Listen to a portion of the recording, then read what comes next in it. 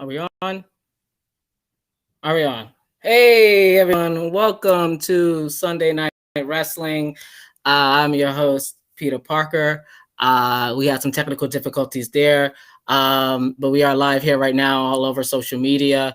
But first, let's get to the headlines and what's going on. Take a listen to this intro clip.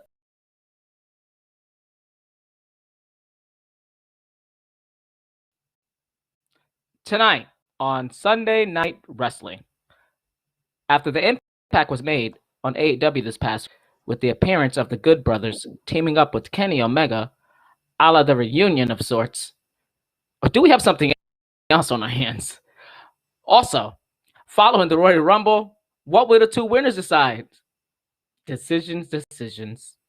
Plus, Miss Mania is back at the and our fave, Ant Won't Stop, is stopping by to perform his latest track in studio and go over some hot topics with us, including the fight between GCW and WWE continues, an Impact Knockout star, Kara Hogan, calling out a WWE superstar, a special hashtag WrestleQueer segment featuring a former wrestler who comes out as trans, and my fave Effie.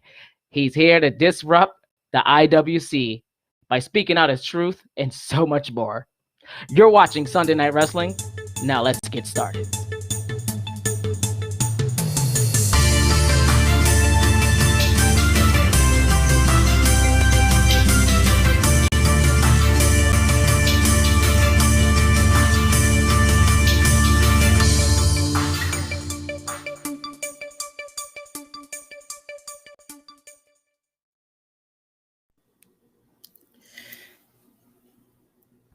And we are live once again, ladies and gentlemen. Thanks for everyone tuning in right now. As you heard in the intro, it's a lot going on tonight. Sunday Night Wrestling. We have it here. Keep it locked. We have so much going on. From, as you heard, we got for Impact star Kara Hogan coming for a WWE superstar. She's coming for their neck. She's also the first superstar part of the Wrestle Comments universe. We'll explain that a little later. The first of 2021. She made history upon history, and the person that she's coming after is really interesting. So it might be some fisticuffs. So that's going down in the women's division. We got a lot of gay news tonight, as you heard. We got a former WWE superstar coming out as trans. I'm curious to know what Miss Mania's viewpoint on that was. I spoke about it on my other show this past weekend, but that's more political. Entertainment, politics came together at that time. Speak on the issues, but tonight we're going to speak on it from a pro wrestling fan and also a pundit perspective, and see if this is another Pandora's box for the wrestling community, because with Nyla Rose and now this wrestler and I'm sure there are obviously many others, but the more attention they get, the more accolades and the more acknowledgments, the more we need to continue the conversation. So I'm very excited for that. But speaking of Miss Mania, let's get to it. You guys saw her in the intro as well. Let's bring her on. And ladies and gentlemen, without further ado, let's bring in Miss Mania. Hi. Put you on here. Let's put you on here. Hey.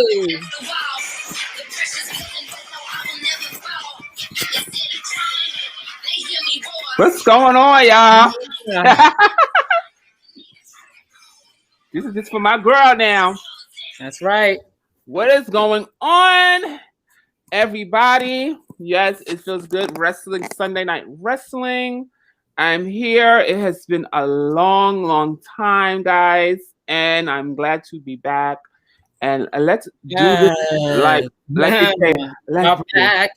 How are you? I am excited. I am, just going through the motions. A lot of news shaking up, going on in the world of professional wrestling. A lot of people partnering up. A lot of brands coming together. A lot of that going on. So I'm excited to have a lot of great conversation. We also got the Royal Rumble. So you and I haven't spoke since early January. So it's a lot to get to. How are you doing? Well, I'm doing very good. I'm doing very good. Snowy, as you know, up in New York City, where we are. casting out of the NYC. So it's a lot of snow going on and stuff up here, and we're just at the helm right now. And a lot of wrestling news. Wrestling is doing good, and I'm just loving it. So let's do it. Someone wants to know what's the GCW versus WWE thing. So he's going to tell you about it. I don't know. We're going to tell you about it. There's a lot of drama going on in that world. A lot of people thought, the first situation was just going to pan out, and it hasn't panned out. But this is like the real brand war that's happening. I know everyone's AEW, NXT, but this is like something serious because this is regarding trademarks, and it's going to connect to our Wrestle Queer segment later on with the one and only Effie. So stick around for all of that, guys. But yeah, so you're absolutely right. It's a lot going on in the world of wrestling. And I'm here just typing in his caption here. But yeah, it's a lot going on, and that's why I'm glad to have you here. But do you want to kick us off with what happened with the Royal Rumble? You want to start off with your thoughts and where we have to start with? Well, I want to say that I called it with the Goldberg match. I guess WWE was listening when we said Goldberg versus Drew McIntyre was going to go down, and of course Drew McIntyre with the win. I don't know, every time Goldberg comes out, and I'm not going to take anything away from Goldberg, and I know with the last F5 report I was kicking Goldberg in the shin with it. But... Oh no, yeah, we got that clip, so we'll be showing everyone that one. So stick around for that. Okay, you got the reading session of the reading session. He has the read. Yes. Yeah, but it's no disrespect from the legend, from the icon Goldberg. Every time he comes out, the world, the wrestling universe, we kind of like hold our breath because we just never know what's going to happen. And I just wanted Drew McIntyre to say champ. I just think Drew McIntyre is one of the great champions. You get champions that are okay. He says he loves GCW. Okay, Donald, we'll definitely fill you in. It's just by another half hour, but we'll get to it. But go ahead, Simplicity. Go ahead. Okay. And so Goldberg definitely make you hold your breath. You don't know what's going to happen, and him and Drew McIntyre going one-on-one. It was like, but Drew really pulled it out. It was a great match. I got to give it to. I can go back and watch it again. Goldberg did his thing and what he's supposed to do. On to the Royal Rumble. We have the first African American woman to win the Royal Rumble, which is Bianca Belair, who pulled it out. I mean, what are your thoughts about the Rumble, though? I mean, yes, we have history and stuff, and obviously we're gonna, it's Black History Month, so we're definitely gonna obviously talk about it. I have a special clip at the end of the show, guys, about Black History. So stick around for that. But and I know Bianca is obviously someone you're definitely proud of. We're all proud of her.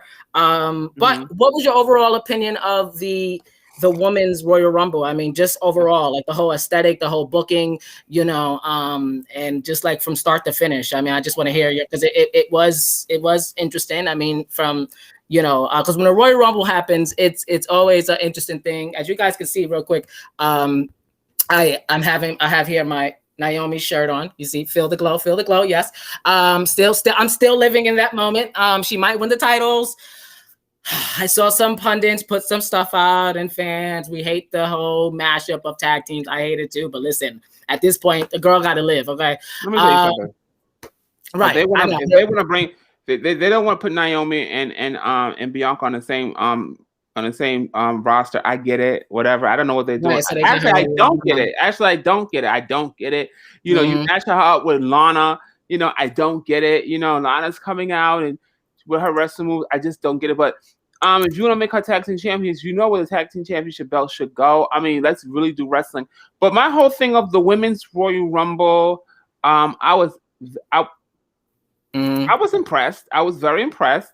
No one came out that shocked me. I mean, 1, 2, and 3, Bayley, Bianca, and and the Glow came out all together, which so they kind of started it off. Let me just say this. I'm glad that they have a women's Royal Rumble because we get that kind of energy that comes into the women's Royal Rumble, and it's like, oh, okay, I'm glad they have the women doing certain things, Royal Rumble and other kind of matches. So overall, I was impressed by it, all the way to the end. And that's that. I was impressed. They threw people out and I was impressed. It wasn't nothing. I didn't see anything that made me go like this. What are they doing? It wasn't one of those moments. So, I don't know, maybe because I was just going back and forth tweeting and watching and everything. So I was on edge, the whole time. I didn't really know. I didn't know who was gonna win actually. Until like going towards the end, I really didn't know. But yeah, you have a lot of women in there that really impressed me. So, I was good for it. I was good. And the men's Royal Rumble, same thing. We got back Carlito. Okay, well, let's stick to the women real quick. Let's stick to the women. The women. Okay, well, then the women's good. Yeah. I agree with about the women from start to finish. It gave me what I wanted. Obviously I knew. Everyone knew people were coming back, so it wasn't a real this is your favorite pay-per-views, they're gonna somehow try to surprise us. And I was really shocked to see Jillian Hall. She came out and was singing her thing, and that was her stick. And then her and Billy Kay came together, and obviously Billy Kay got this whole wanna be down type gimmick, so it kind of worked. And then from there we have Victoria. Victoria was good, a very good. She was great backstage with the divas back then. I'm sure if they keep her around, she could bring a lot of wisdom. It was fun seeing her as well. And so it definitely gave me what I wanted to. And then Naomi came out, and her and Bianca did their thing in the beginning. So that was Black Girl Magic in the beginning. Twitter went off. And I was here for it, and I was just always questioning in the back of my mind, like, okay, what's next? That's always the thing with this company. And clearly they fed us that the following night, but that whole night it was a good feeling. It felt good to be a fan of wrestling, to be actually excited when you saw those faces come out of that curtain. Well, not the curtain, but from backstage, and you get that excitement. I know everyone wanted other people, and everyone saying Tessa Blanchard. Okay, you think they really want to go there? I really was not feeling if Tessa Blanchard would come out. I kind of was like, no. I'm glad they did not have Tessa Blanchard come running out. It was just like, not Tessa Blanchard. Like, I'm glad that they did not pull that trigger. Right. To have her come out, because it would have just kind of spoiled things, I agree with the direction they were going. So something like, she's so controversial, something like her maybe next time or something on it, and she come out or something. But at this point, I didn't feel like it was the time. But Victoria was someone I kind of was like, wow, and then she did the Widow Driver or whatever. And so it's always good to see older wrestlers come back and make an impact and stuff. So yeah, that was good. I like that. I wish she could come back for good, but we can always use a legend. If you're gonna have legends come out, have legends fight for the title as well. Yeah, I agree. To an extent, it depends what kind of legend. Like, the legends gotta have somewhat stamina. Reason why Undertaker went on till he did. Speaking of Undertaker, we're gonna talk about his words, if you will, via Joe Rogan. We have the clip. We're gonna talk about it. I haven't heard it all completely. Okay. I'm sure I don't think you heard it. So we're gonna dive into that. A lot to break down with that. The Dead Man. That's a great title right there. The Dead Man Has Spoken. Look at that. So I really, really, like I said, really enjoyed it. As far as the winner, Bianca, like, I love the ending. However, there was some situation going on with the whole feet thing. I'll save that for later. But aside from it all, they made the right decision. They definitely is moving the needle forward, at least trying to with the women. You know, and we still got to see what happens from here to there, because this is scripted, so it's not like, you know, guaranteed. And that's just the reality. Sorry to blow up kayfabe, but that's just the truth. And so, I mean, at least that's how I look at it.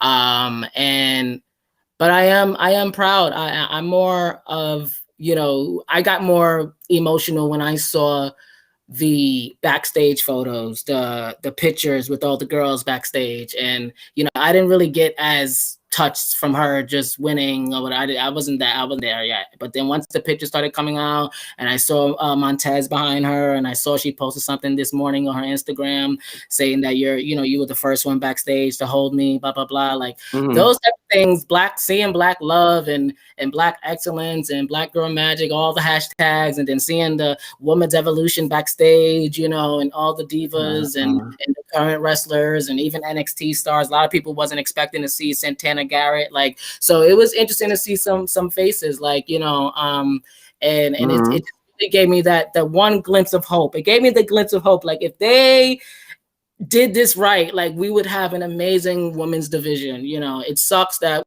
it's at where it's at, and they rely on 2, 3, or 4, and the rest just fall under the umbrella. So, but it was a historic moment. They pulled the trigger the day before Black History Month started. So, like we said, it was a great moment. You know, and then they had some other good matches too. You know, the Royal Rumble wasn't all you know, just about the Royal Rumble. I really like the Roman Reigns match he had with Kevin Owens. That was good. I really enjoyed what they did there. What do you think? Yeah, I thought that was a really interesting match. That was really kind of a match that just Kevin Owens in particular, he's such a daredevil, stunt devil. Like, to dive off those heights at his size, you usually see someone like Jeff Hardy doing the stunts that he do. He do stunts like, I mean, he did something off the top of the Hell in a Cell. You know, this man can jump from places, and it's crazy. So, like, at the end of the day, I think that, yeah, he's good. I think Kevin Owens is gold, you know. And I just hope he doesn't get hurt. But Kevin Owens do stuff that you'd be like, yikes, for a big guy. He really does, you know. So I think he's gold. I think he's gold. Okay. And I think that he should, you know, obviously he's going to be champion one day again, but he's the kind of person, like, you got people that are champion, and you got people that when they're champion, they make the championship, and then some people that they need a championship to make them. And Kevin Owens is one that falls in a place of, he doesn't need a championship to make him. He makes the championship, you know. So like, and so seeing him, I kind of agree with it. He's like the you don't necessarily need a title, but I agree. Kevin's like, to me, he gives me what I was watching IWTV, Independent Wrestling Network, and I have news on that too. Really good news, guys. But aside from that, there was Eddie Kingston, EW Eddie Kingston now, facing the legendary Homicide, and it was a good match. It was from Urban Wrestling Federation, UWF. So it was very much what it was, and I loved it. You know, it was like a little bit HOG, you know, wrestling is given right now. And those familiar, HOG, House of Glory Wrestling in Queens. But yeah, so that match was really dope. Kingston the L, and I thought to myself, like, damn. On Twitter, a lot of AEW right now, he's been losing since he came into AEW a couple of months back. Like, he hasn't really won anything. I think his record is really, really horrible. But, you know, and Kevin Owens has been on a losing streak. And, like, you know, you have these young wrestlers who who are like workers, and that's what I get with Kevin Owens and Kingston. Like they're workers. They go out there no matter what. You just like people. We all made fun of him, but Kurt Hawkins, the one with the most losses ever in WWE before he got fired via Black Wednesday, like but he's a worker. Like and you need those in wrestling. Like and Kevin Owens do deserve a title shot, but I mean a title match shot, whatever the hell it's called now. But I mean, he just had one. He had 3. Right. See, you're saying that he needs a title. But that's what I'm saying. Like he doesn't even need a title. He just had like 3 title shots. He's always the person, and he's gonna get another one. He's always the person that can be in the title picture. Like everyone can with the title, of course, but most people are champions in their own right. Kevin Owens was the second ever Universal Champion, defeating a whole bunch of people just to get to that spot.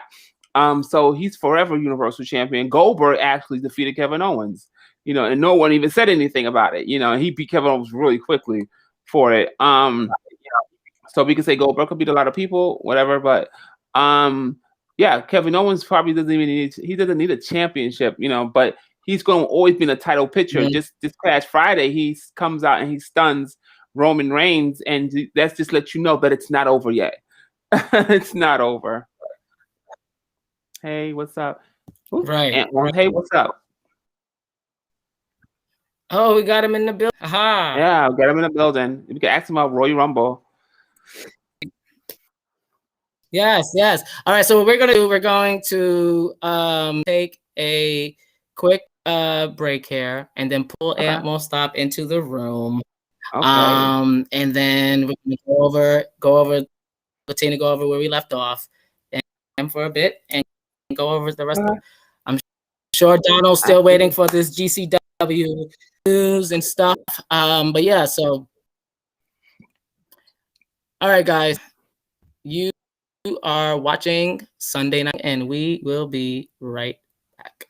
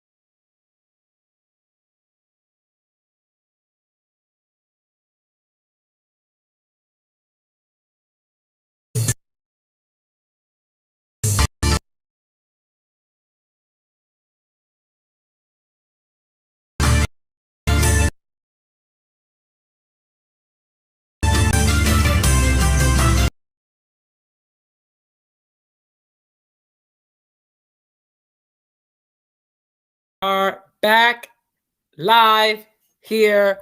And ladies and gentlemen, we have someone to bring in. But first, let's take a listen to his latest bop. Yeah. No time for waiting.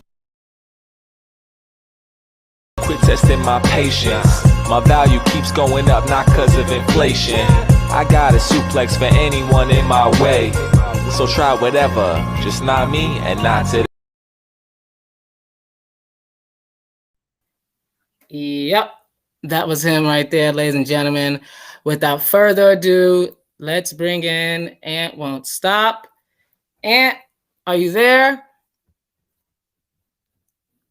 I can't see your screen, so I don't know if you're... Computer, unfortunately. Okay, say what? I don't have a webcam on this computer, unfortunately. Okay, that's not a problem. As long as we can hear you, I mean, I hear you pretty well. I didn't know How you this was doing? How you video. been? I'm sorry about that. It's okay. How you been? How's everything? I've been good. How about you? Good, hanging in there. You know, still quarantining with the rest of the country. Yeah, of course. You know, last time we spoke was on the podcast. I think it was back last April, so it's been quite some time since we last spoke, and that was at the beginning of the whole COVID situation. Hopefully now we're I know you've been around keeping the ends. right, exactly, and I know you've been keeping an eye on what's going on in the world of wrestling. So we're definitely gonna get to that. So you didn't miss much. We're in the mix of covering Royal Rumble. We just spoke about the women's Royal Rumble and Reigns versus Kevin Owens. Share your thoughts. The Women's Rumble was great, actually. I liked it a lot better than last year's version of the Women's Rumble, and I'm very glad Bianca Belair won because she killed it last year. So her winning this year after, I think she had the most eliminations last year, right? Mm-hmm. Yeah, so her winning this year was like, it made perfect sense. And I like the surprises. They had some cool surprises. Victoria was, that got me excited when I saw Victoria. And then for Kevin Owens and Roman Reigns, that match was really, really good. The end, like they said, like a lot of people said on the internet, it was very questionable how the refs just stopped counting. Maybe the ref could have the other ref could have done something differently. Maybe go check on Owens or something like that. Right. Maybe, something differently.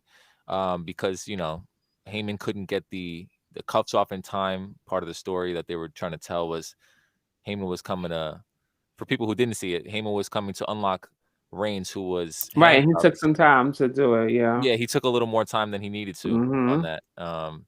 But the match itself was sick. Like, I saw my brother that match, and he was like, "Yo, this is awesome." Wow, that's cool. Yeah, you and your brother are really close. I really admire your relationship with your brother. You guys work a lot together on a lot of things. Yeah, no doubt. Yeah, we kind of agree with you about the Royal Rumble. Yeah, they had a botch. I saw that went around with the handcuffs and with live television. Like it's interesting. I didn't catch it till after, as usual, because you're so into the match, you're not really realizing it, and then all the blogs and people start putting out pictures and stuff like that. It was an issue with Bianca Belair as well. I'm not sure if you saw with her feet touching the ground as well. It was some issue with that. But that's semantics here or there. Right. I would check the source though on that one though. It was everywhere. Yeah. But so let's move on. Oh, we have someone, Michael says here. He says, "What's up, Ant?" Yo, what's up, Stell? How you doing, man? That's one of my Michael friends. Stell. There you go. Hey, we got everyone up in here. Oh, DTA Podcast, cool YouTube page. Hey, thanks, Michael. Thanks. We got a new follower. Look at that. Yeah. So so right now we're still covering the Royal Rumble.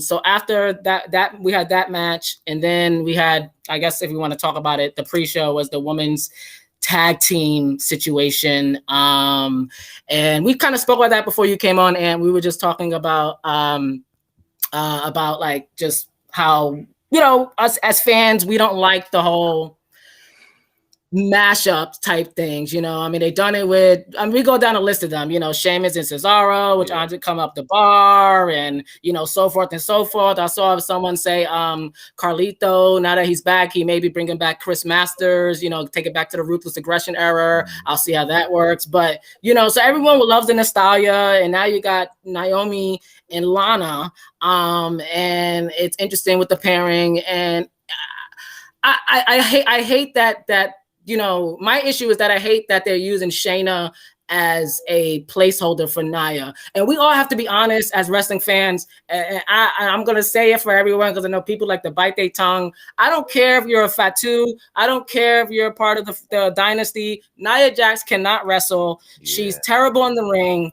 And we love this big dinosaur aesthetic, these big Goliaths aesthetic. Lars Sullivan, you know, got your pink slip, Lars. We heard about that. And you know, so but Nia Jax is she ruins people's careers most of the times, you know, and injure people, and she hasn't had the best booking because of the way they book characters like that. We got to be honest. Look at Tamina. You know, every time we see her, we love the tenacity that she brings, but she doesn't go nowhere because, you know, she's not the best worker. We see the botches. We call her all these names. Yeah. We started with Brie Bella. So, you know, and it's unfortunate that precedes them. And I'm not saying she can't get better. I'm just saying right now it sets a precedent. So they got Shayna covering for her. Would you guys agree with that? Yeah, I would say Shayna is definitely 100% the better worker. Shayna was the NXT Women's Champion for a long time, so her in-ring ability is one of the top in WWE as far as the women's go. As far as anyone goes, she's at least like top 25, I want to say, in WWE total. And Nia is definitely not even close.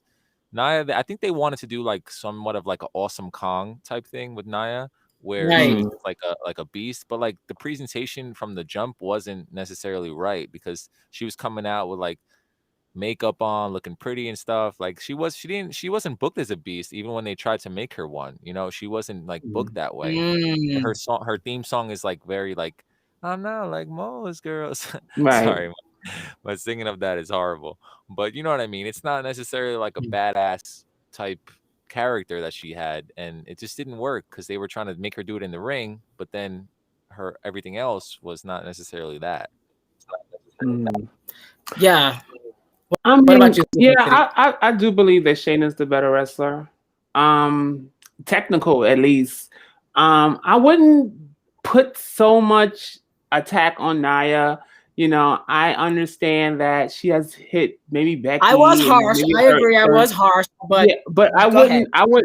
If I look at her between her and Tamina, Nia Jax is the better wrestler. She just has that better presence. She's more entertaining. So yeah, you put her in a good match between her and Charlotte. That's a fucking awesome match, you know. So, you know, at the end of the day, you know, they're good. Nia and Shayna, they work together very well. You know, some parents are good, some parents are not. I think definitely Lana and Naomi pairing is horrible, but Naomi's the better wrestler, and Naomi, I think it's more about Naomi. And they might get the title. So would you say the Shayna and Naomi and Lana, there's obviously a thing there, like, you know, Dana and Liv Morgan, like clearly Liv Morgan is the best wrestler than Dana, although Vince loved blondes. That's a whole nother conversation. So it's just like, I get what you're saying. I get, and there's a reason for it. And I guess listen, we definitely need the women. I'm not like, clearly if you lose her, there's going to be a big gap missing. But at the same time, there are other women on NXT that may be better too. Yeah, no, definitely there's women on NXT that's way better. That women that are coming up, Io Shirai is going to be really hot, awesome. And a couple of other women. Rhea Ripley is, I don't know why, and it's a lot of women on NXT that just could make the main roster. Like right now, like Toni Storm. Like I'll be looking, I'm like, Toni needs to be on the main roster. They need to switch up. You know, I don't know why Lana's taking a spot of some of these girls that need to be there. You know, but yeah, so NXT wrestlers are really coming up. Women definitely are definitely going to be on the main roster material. A lot of them. So I agree. And I understand the need for Charlotte, and she lost the tag title Charlotte needs again. Charlotte just a person that just another person, in my opinion, that makes that she doesn't need a title, to look like a champion. She's a champion. We know that. Like Charlotte is a champion. Really? When she gets a title, it's just something, another notch on the belt. But she doesn't need a championship to define her. And she needs more competition. That's why she was in. I think she should go back to fighting NXT championships. And I mean, just go back, bring some more girls up from NXT to fight her. Right. Just to give we got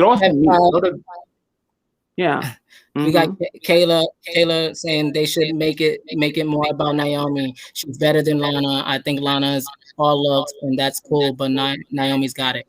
I agree. Yeah, Naomi's got it. Yeah, that's what I'm saying. It is more about Naomi. It's about Naomi. That Lana thing is just but it should have been Naomi and Bianca. But since they're on different pairings, one day they will be champions together, and we're gonna have Black Girl Magic. But we'll see it very soon. All right. Well, we will definitely we will see. Yeah. So, what else did we miss? Oh, well, you spoke about the Goldberg and Drew McIntyre. Yes. What do you think about that, real quick? About the Goldberg and Drew McIntyre match. Obviously, Drew McIntyre had to win, so I understand what they were trying to do with it. They were trying to make Drew McIntyre, get a win over one of the legends, which that's what they did. So I mean, I wasn't a fan of the match, but I kind of understand what they were doing. I don't know. It was kind of pointless to me. It was. But did your heart drop when they were in the ring because you just felt like Goldberg might pull this one out, and they just pulled the trigger on Goldberg again? I was a little nervous, especially. Yeah, you become nervous, promoting. I think WWE on Fox posted the last 2 times Goldberg came back and challenged the champion versus Kevin Owens and Bray Wyatt. Yeah, he won it. And I'm like, oh damn! I got a little nervous. Yeah, and I was like, no, Goldberg can't win it. No way. No way. Right. McIntyre is that guy right now. Yeah. Vince had him in his sights in 2000 and I want to say 10, right? And then he's like, or before that. And then he's like, he's a chosen one. And he was actually right. Drew is really, really good. Not only is his in-ring work and his look good, his promos are getting really good. And his character is great now. I love it. Yeah, I agree. Drew McIntyre. When he said Drew McIntyre was the chosen one, I really didn't buy it. But when he left and then transformed, came back, I mean, I believe it now. I wasn't a Drew McIntyre fan. He was more jacked. He was just more serious. He seemed like he really wanted it. Yeah. I remember he was Drew Galloway in Impact. Right before that, I was like, oh damn. Me too. 3MB Drew McIntyre had this in him, and then I was like, he's definitely gonna go back to WWE. Right. I didn't know he's gonna win the title. That was awesome. Claymore kick is everything. That Claymore kick, I think, really kind of defined his career. He made up a move no one else was doing. That Claymore kick, I seen it in Impact when he fought Kurt Angle in Impact, and that was a whole different kind of Drew. And then he went to NXT, and he just went back up the ranks, and to now I was like, this man he's not beatable. It's impossible. This man is definitely somebody's going to be really big now. And then I kind of brought into it now. So that's why I'm like, he's a great champion. Leave him alone. Do not. Yes, he is intense. Don't. Wait, hold up. I didn't say Goldberg can't wrestle. Goldberg can still wrestle, definitely. No, I didn't say that. No, he should be wrestling for the title. He could wrestle his match with Dolph Ziggler at SummerSlam. I was like, oh shit, Goldberg speared the hell out of him 3 times, and Goldberg could beat any one of the wrestlers. Hold on. I mean, anyone could do a spear now. Hold your phone. Well, wait, no, but not a Goldberg spear. I mean, Goldberg. I mean, that's a Goldberg spear. Talk about, but Goldberg, right? But Goldberg, no, I'm not gonna. Like I said before, I was kind of mad because I thought they were gonna give Goldberg that title and beat Drew McIntyre. I was pissed because I was like, oh, fucking Vince, no, don't do this. But now that the smoke is cleared, Now we passed that. He could fight Matt Riddle. That would be perfect because they have beef. Riddle. So him versus Riddle. Oh, Goldberg? Yeah, him and Goldberg have like beef. Could you imagine? What happened? I didn't hear it. Talk about it. So basically, Matt Riddle is like, he's like a punk kid. So he's like, oh, you know, Goldberg's an old head. I'll beat him up. Like he meant like in real life. And then like when Goldberg saw him backstage, this was on the WWE Network too. Goldberg checked him and he's like, hey, what's up? Right. And then he's like, what's up? We can go. And Goldberg's like, what's up? And then he's like, I don't know, bro. You tell me. He's like, I'm not your bro. Exactly. So like it was intense. And I feel like that would be a good match too. Like real life heat. That would be good. Yeah. I thought that was Brock Lesnar. Was it Goldberg? Okay. Because I got confused. I thought he was he had issues with both. He has beef with both of them. He's trying to call out the biggest and baddest guys, Matt Riddle, man. What is his problem? Like but Matt Riddle is somebody that look out for in the future. Like he's gonna be a future champion. His in-ring ability is crazy. Like it really is. With Lashley and Daniel Bryan. I mean, I don't know if he wrestled Daniel Bryan. Yeah. And that was at Royal Rumble, I think. They were like in the ring together like for a minute. Yeah, I think that Jeff Hardy and Matt Riddle matchup was really, really good. Yeah, I think they should have went somewhere with that. I think it was going somewhere. Yeah, Hardy Bros. I liked it, and it was going somewhere. And I don't know.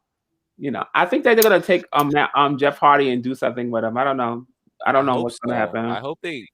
I mean, what could they really do? They gave him the Intercontinental title. They gave him the United States Championship. I think he needs that world title at least before he retires.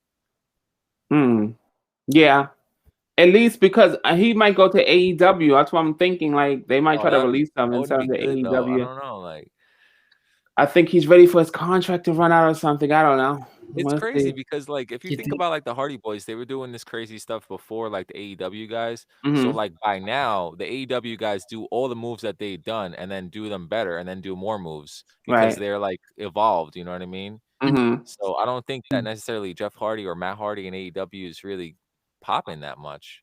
Like the broken character, yeah, that's cool, but I mean it was kind of done over in Impact and WWE. So like when they started doing it in AEW, it was like, oh, okay, cool. So Matt Hardy's trying to like. Someone said, Michael says he want to see the Lashley and Brock drink. I just saw a report that it may be coming to. So I think that it should, but I mean, it should have been. They should have been pulled the trigger on that one a long time ago. That match needs to happen. If they book that at WrestleMania and then Goldberg versus Riddle. Oh my gosh. Like, those are two like main events that don't need no titles. No titles. No titles, yeah. Got too many tricks up his sleeve. Kayla says. I got jokes tonight. Right. Keep them coming. Keep them coming. We all got jokes. Yeah, but certain matches don't need the titles. Vince, I'm a genius. Yeah. Oh man. So the men's Royal Rumble was really, really good. I'm just forgetting Edge one, right? Let's talk about Edge. Right. We're gonna get to the both of the winners and we're gonna predict their destinations, even though it's kind of already predictable. Okay. But the men's was good. I mean, from start to finish. And I always wonder how like they because the Royal Rumble is literally booked from start to finish. Like when they know when they're coming in, they know who's gonna throw them out, if they're gonna get thrown out or whatever type of shtick they're gonna do. Normally Kofi or Naomi do the whole handstand thing. So people have their thing, their gimmicks, and I find it fascinating to really watch them. Call the shots, call the spots, all that crap, and you can find out who botched here and there. Like it was really interesting. So the men's really gave me everything I wanted. I really thought Daniel Bryan was gonna win. I was like, you know what? Because this is, we all know this is Daniel Bryan's last hurrah. This is why he's taking these L's on the chin and being the diplomatic person that he is. And that promo he cut was crazy. He was like, it was crazy. I got to do it. You know what I mean? Like I was like, damn, he's gonna win it. I thought the same thing. Yeah. Sorry, I just had to say that. I would have been there for Daniel to win. I'm here for Daniel. Yeah, definitely. And so yeah, it's just I was literally glued to the screen. You know, I didn't think Edge was gonna win, but then once it got close to the end, I was like, you know what? It makes sense. I mean, you know, they got it for like 4 appearances a year. It is a new year, so it would be great to get him refreshed, rehab, get that title. We saw the Christian spot. You know, we may be having a tag team run down the line. You know, all this stuff is still like in the works. When they bring people back, you know, there really is one-off appearances, unless it's like, you know, a Goldberg or a Brock, someone big. But most time these legends are like one-offs. You see what we got with Hogan? They could have put that shit on the network. Like we didn't have to wait for a 30-second backstage promo. Like, come on now, Hogan, you're wrong in SmackDown. You know, so those type of things clearly is not going to change. But they made a good decision. What do you guys think? With Edge, yeah, I think Edge was a great. Royal Rumble, yeah. Royal Rumble. Last year Edge came out. Besides Drew McIntyre, he had the most impactful, I think, appearance in the Royal Rumble. You know, when he came, the crowd went crazy, and I thought he was going to win it that year, but Drew McIntyre won it. So this year was only right for Edge to win. It was only right. I like Edge. Yeah, I love Edge. You know, I love Edge because you know he don't have many. Another one don't have many matches in him left. So yeah, give it to Edge. He might fight Roman Reigns, but I was thinking Drew McIntyre. That would have been a great match. But then I'm thinking like he's not going to be Drew though, and he wants to win. So well, that's interesting. I mean, let's. I love this part. This is when I was a young kid. You know, I guess everyone loved this part when you used to book your. Okay, let's book it. Okay, go ahead. You go. You got 2 minutes to book how you would book Reigns versus McIntyre. I mean, we know it's going to happen, but how would you book this? How would you book this? You know, they have from now until April. So, you know, and Edge is very limited. So how would you book this to make it worthwhile that, you know, we know he's a part-timer, but at the same time, we do want him full-time and we got to take care of him. So how would you book this safely or when you're theoretically? Safely between Edge and Roman Reigns? I mean, I think they're doing a good job right now. I mean, you know, Edge is going to come in. He's the, you know, I think Roman is on such a fucking roll as a heel. That is just like, every time I see him and he's a heel, I'm like, I'm so drawn in, and I was never drawn in on Roman before like that. You know, I just think that he's hitting the target. He's hitting the bullseye as his heel. But Edge is the ultimate opportunist. If this was a Money in the Bank, I think that he would have cashed it in this past Friday when Kevin Owens gave Roman gave him that stunner. But how would I book it? So yeah, so just like, you know, how they're doing it now is great. Like he's coming in. Edge is a great talk. He didn't even have to say anything. Roman is talking about basically say I'm your daddy, you know, like that. You know, basically, you know, he's like, you know, I'm the head of the table. Call me the head of the table. So, but Edge just say it one night and then call me daddy. Call me daddy. Like it's just it's something that, you know. And when I looked at it, I'm like, yeah, I can see it because him and Edge, Roman is just on such a roll right now, and I just want to see him, you know, booked into something. I don't think Kevin Owens is going to let up on it, but he's definitely gonna, you know, tenderize a moment to WrestleMania and then Edge make that match. So, you know, so that's how. Okay, yeah. All right. You definitely got me, you know, and I'm feeling it. I'm seeing it. Okay, Ant, you're up. Let's go, Ant. How you gonna make this make sense? So first off, on my thoughts on Edge winning the Royal Rumble, I'll go with that first. All right. Right. So exactly. Yes. The Royal Rumble, I'm 50-50 on it. You know, on one hand, I mean, first let me start off by saying I never really been a fan of Edge. I mean, a lot of people might be upset about that. Wow. I've never really been a fan of Edge. I was a fan of Christian. Edge and Christian wasn't doing it for me because I love the Hardys and the Dudleys way more. Edge himself got on my bad side when he, you know, went off with Lita and did Matt Hardy dirty, and then he was messing around, talking crap about John Cena, which was my favorite guy when I was younger. You know what I mean? So he just did me off the bat. He was just not. Me and him weren't cool. You know what I mean? I'm sad that he did retire. I was upset about that. You know, no one should be able to retire. This man is handsome. Come on, man. We know, okay. Forced to retire. We know Roman Reigns is handsome. Mm-hmm. Anyway. Yeah, Roman Reigns is handsome. Yeah, I'm glad he takes his shirt off now, because before he kept his shirt on all the time, and I was like, take that vest off, show that body. Yes. Okay. Anyway, I was never a fan of Edge, but I mean, I appreciate him and I respect him as a legend. So we'll leave it at that.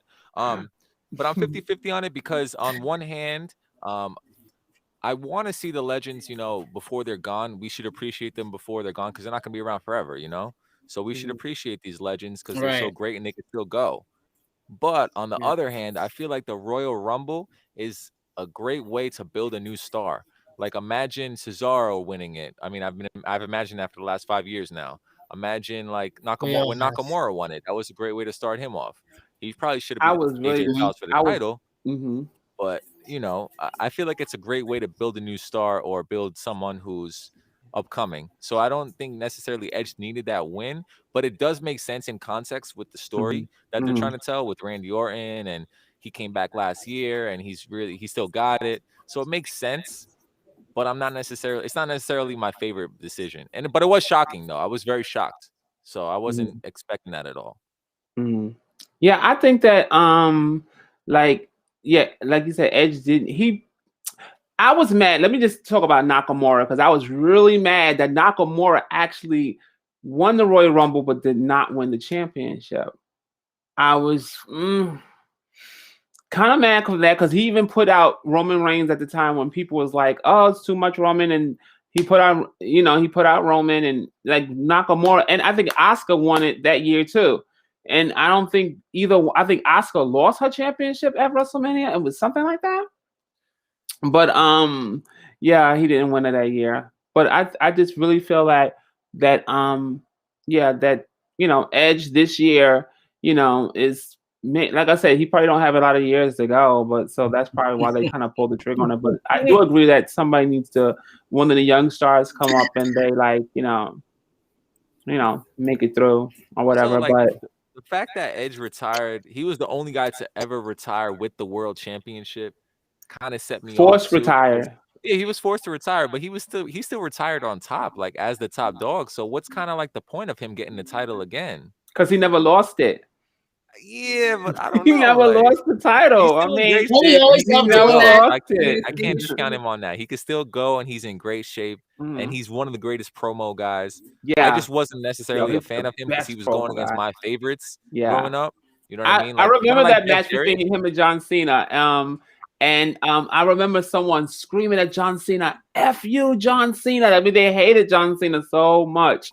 And Edge came and pulled that trigger and beat John Cena and took the title, and everyone was screaming to the top of their lungs. I mean, I really loved that fact that Edge beat him that time. So it was like, I think it was a popular decision for Edge to beat him that time. But yeah. It was really shocking too, but interesting. I mean, who knows? I could become a big fan of Edge. I wasn't a fan of Sting until he came to WWE, to be honest with you. Wow. I really wasn't, but I did like him in the Crow. Wow. Speak on it. Hold up. Right. I liked him as the Crow, like when he first was, going against NWO.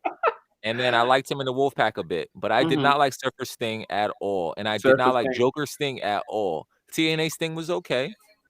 But the WWE Sting made me appreciate Sting a lot more and become more of a fan of him, I don't think he had such a good run in WWE like he should have.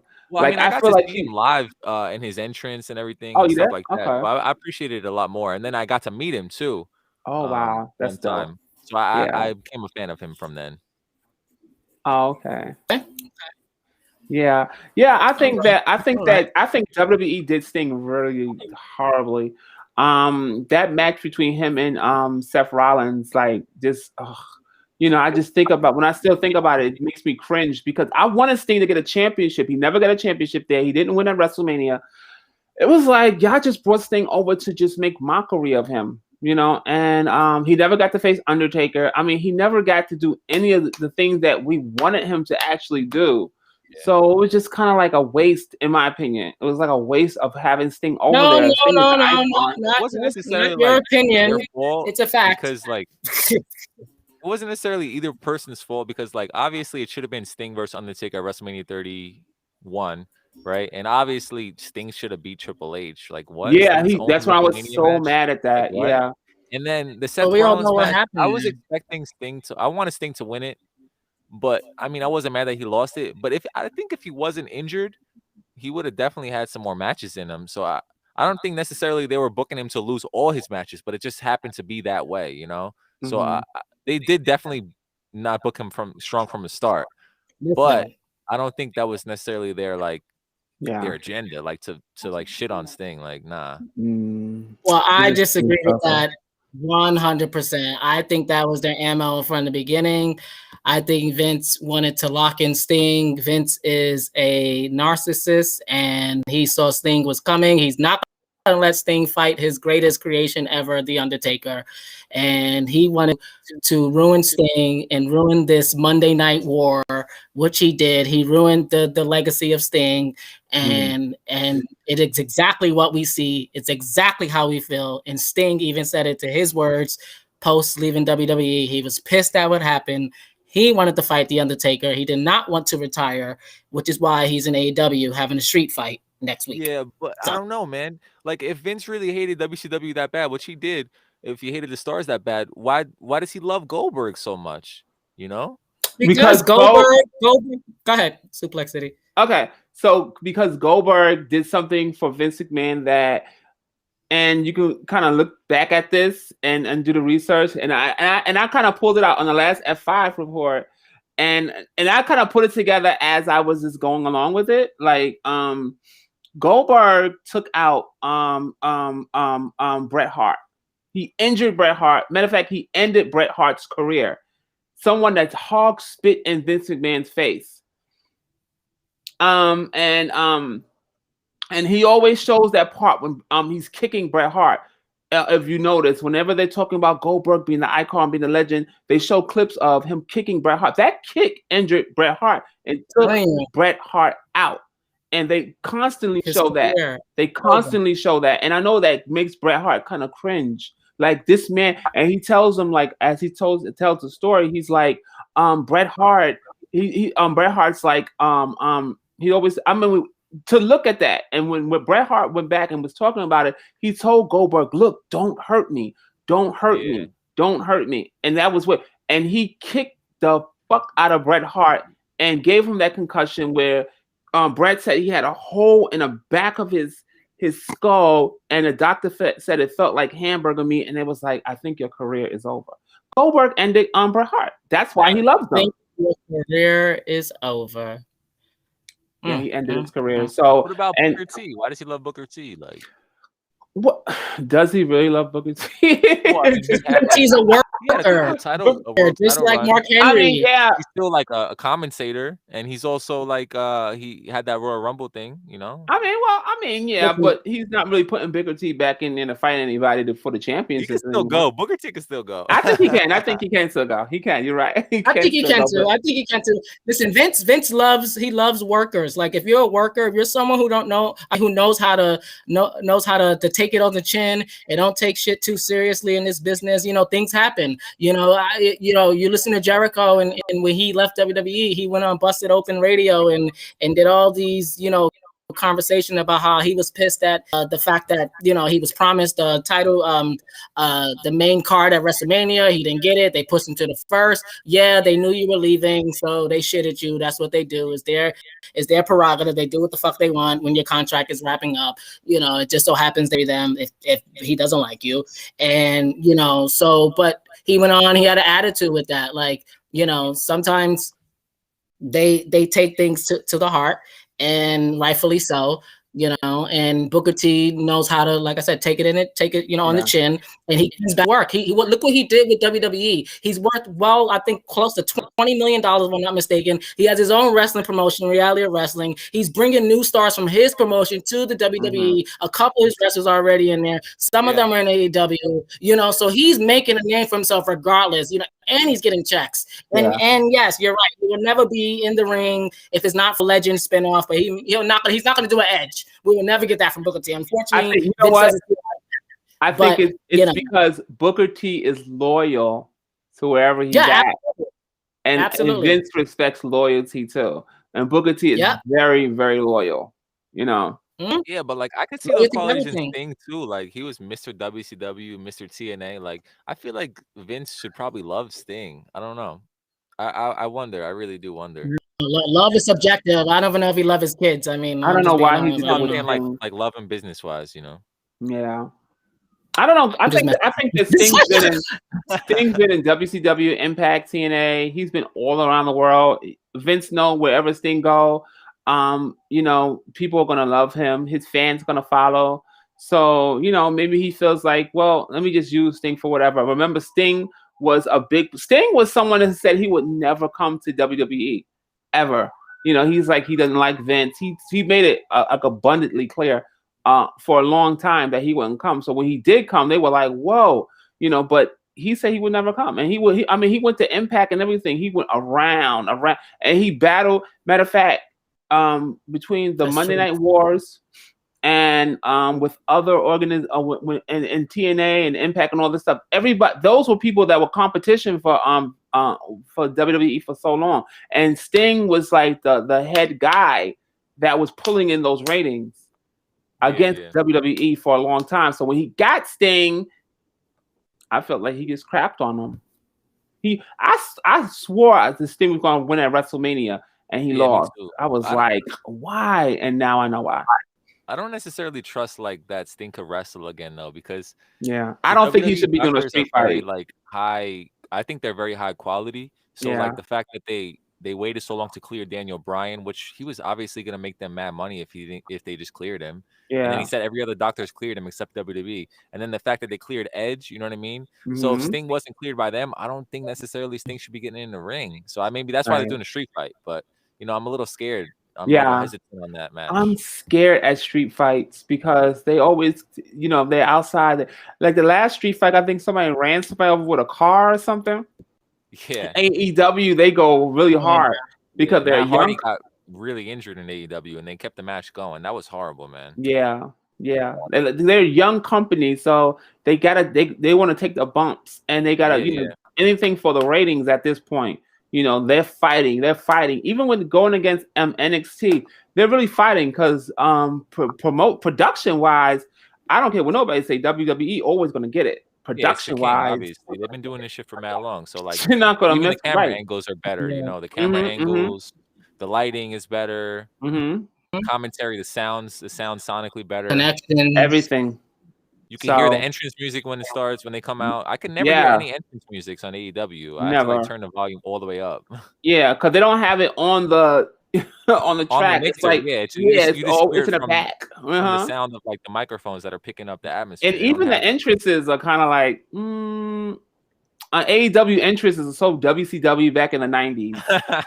Yeah. So it's like that's one thing WWE always had over WCW too, was the production value. Yeah, production value. It's crazy. It was like I think I was watching a documentary and they were talking about how like WWE focused on like making the wrestlers take up most of the screen, whereas WCW and AEW does it too, is where the ring takes up most of the screen. The wrestlers look smaller in the ring. So like it's like a psychological thing. You see the wrestlers, they look bigger on WWE's television products. Yeah, they do. They do. It's because of the cameras and stuff. They have just the money is there. So, the money and the production value is going to always be. WWE knows what they're doing. I mean, even if you put NXT UK up against AEW at this point, they're really coming up. Have you watched? They're underrated. They're pretty good. They're pretty good. I'm telling you, that Walter versus a Dragunov match. Oh yeah, almost won for match of the year. And I let EJ watch that when he came to my house. Like, watch this match. I've never seen it, and he was. Oh my god, that match was incredible. Yeah. on the edge of the seat with this how violent it was. And Walter is a star that's I'm telling you guys, watch out for him. He's gonna be at WrestleMania one day. Definitely. You know, getting the Imagine title. like him versus Keith Lee or something. Yeah. Like, those two big Yeah, dudes that can Walter. really, really go. Yeah. Not like Kane, it's not like Kane versus Big Show where it's two big dudes who can like do big moves. These guys can go. They can do any kind of move. Yeah, that is true. They can't do any kind of moves, especially Keith Lee. Where is Keith Lee? He just disappeared. I mean, is he coming back? His girlfriend was sick. Over COVID. Mia. Sorry. Ooh, Mia's sick of COVID. Oh wow. Yeah. Okay. Well, get better. Yeah, the quarantine. For real. Yeah. Get better soon. Yeah. Really needs to streets, y'all. Yes, Kayla. I love Walter. I love Walter. I've seen him fight live, and them smacks. Oh, them chops from Walter is crazy. I think they rival Ric Flair's chops. They rival Ric Flair's chops. Ooh. The way he chopped Adam Cole that time. Oh my God. Adam Cole ducked one and he just came with the left. Boom. Adam Cole is still recovering from that chop. He is still recovering from that chop. And that chop's a meme, I think. I had it as a meme. Yo, that Walter is somebody, like I said, Walter is somebody who doesn't need a championship to define him. He defines a championship, but because of this COVID, it's like he would have probably been NXT champion by now or on the main roster. Things got slowed down. When Walter came out for Survivor Series, people were cheering Walter. Like the whole crowd was cheering Walter. Yep. They didn't care about no one else. And then they had to like stop him quick because they don't want to show him off too much. I feel like that's why they had him get eliminated so quick. I hated that. No, he should have been really we need that guy in the main roster. Yeah, for the Vince pop. wanted him to test out water to see if people liked him. Yeah, I think Vince liked him, and I think that Triple H was like, no, not yet. He want to pull him back because Vince loved big guys. Yeah, Vince loved all big guys. So. Walter's someone to look out for. I'm not the only one saying that. Yeah, I know that. It ain't.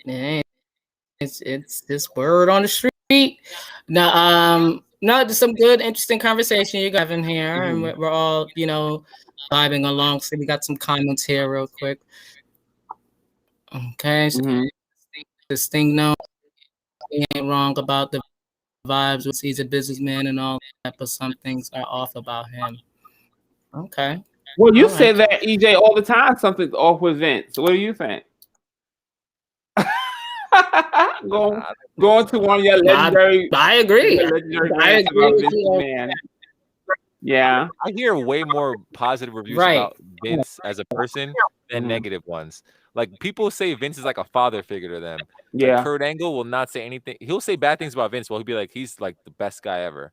Like everybody says great things about Vince. So like I just go based off that. I didn't meet him yet. When I do meet him, I'll be like, all right, he's thick. Or like, all right, he's cool. But I can't say if he's good or bad, but I feel like he's good. Personally, on a personal note.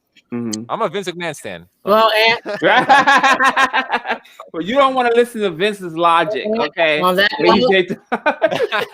right.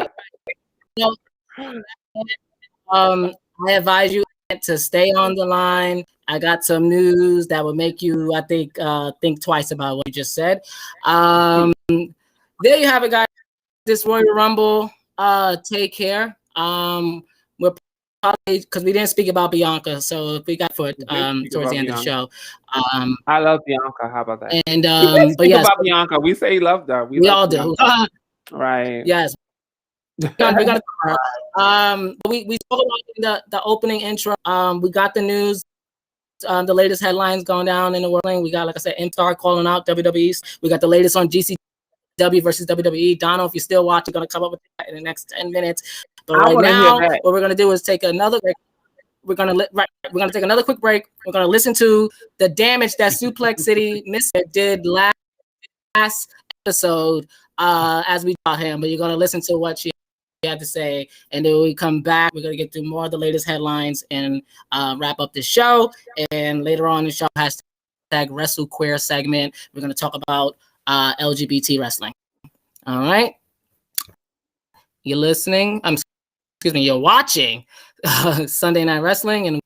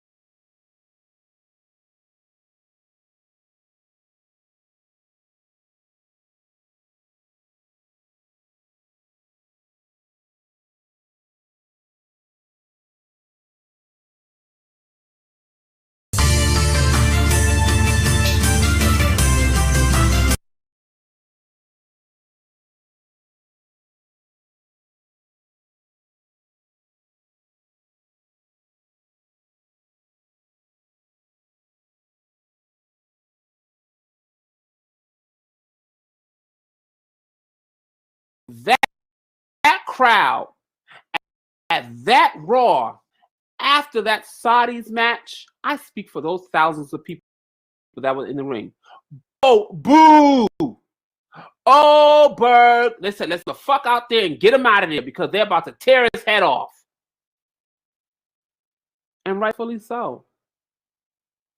Rightfully so.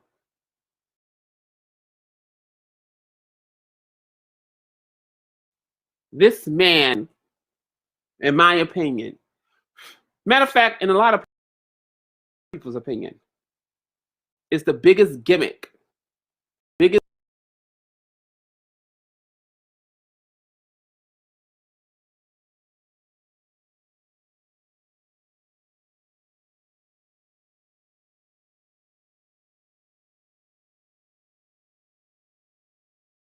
Gimmick, and they keep on pushing. Why? Now it's COVID, no audience is there, and the fans are silent. But if you looked at the people on the Teletrons,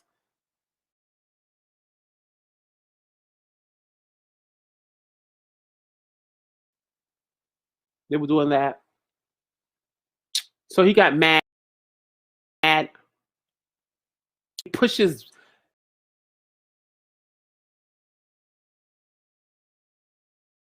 Drew McIntyre down. It was really, you could tell that wasn't even part of the script. Drew was like, what in the fuck is this guy's problem? Oh, he had a couple of beers back there. You know, he's drunk now with the old guys and the legends and stuff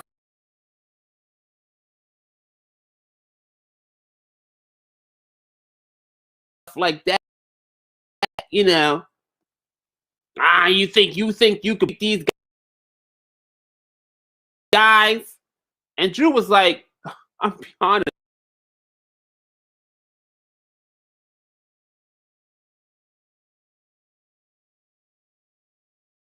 It's fighting you is like fighting my grandfather. Not even his father, his grandfather. And I'm going to put a little grade on it.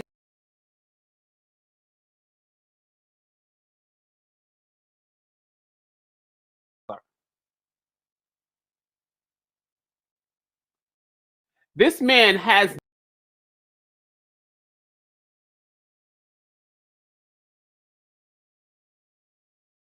no kind of, if you look at the championships, he's only won one here, one there. For him to be touched this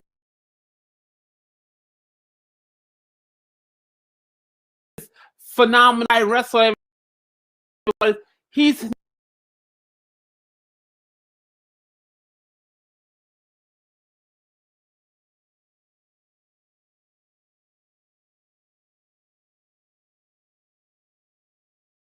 not really won too many championships. Brock Lesnar has stocked him up. Why? Because Brock Lesnar done stuff before he was just Mr. Suplex City. If you want to put Goldberg against somebody, put him in the ring with Triple H, but you know what? He can't hang with Triple H because he can't go too long. After a while, it runs out of steam. Oberg, William gets tired. William can't go. That's why at WrestleMania, Brock was like, I know what to do with William. We'll just take him to the match. He'll be on his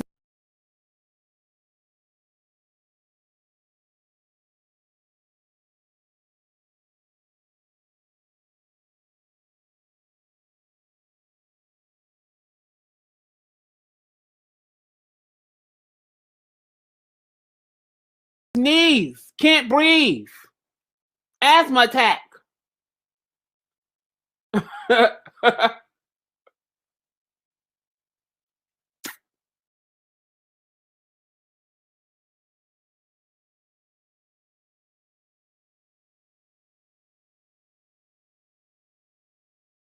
This man is no match for Drew McIntyre at Royal Rumble. He was no match for The Fiend. A spear, baby. It's a lot of people, and they get right back up. Not Roman Reigns. That's why he couldn't face Roman Reigns. Roman Reigns would have tore you apart unless you would have injured him where he wouldn't be able to work anymore. like he did Bret Hart, Bret Hart would still be here wrestling right now. To this day. To this day. But William Scott stopped that. Was he jealous? I'm going to say absolutely. Is it a bad idea to bring him back? Absolutely. But they got him under this contract and he got to make his money. So he could show his son, hey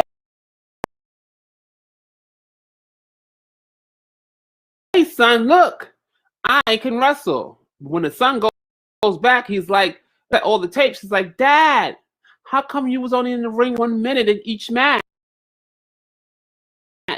When other wrestlers were in there for 20 and 30.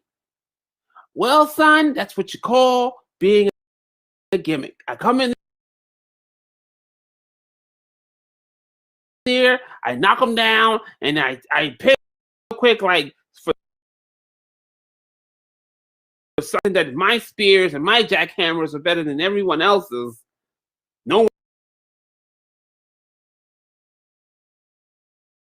one could kick out of it. He had a win streak because he beat a bunch of crap.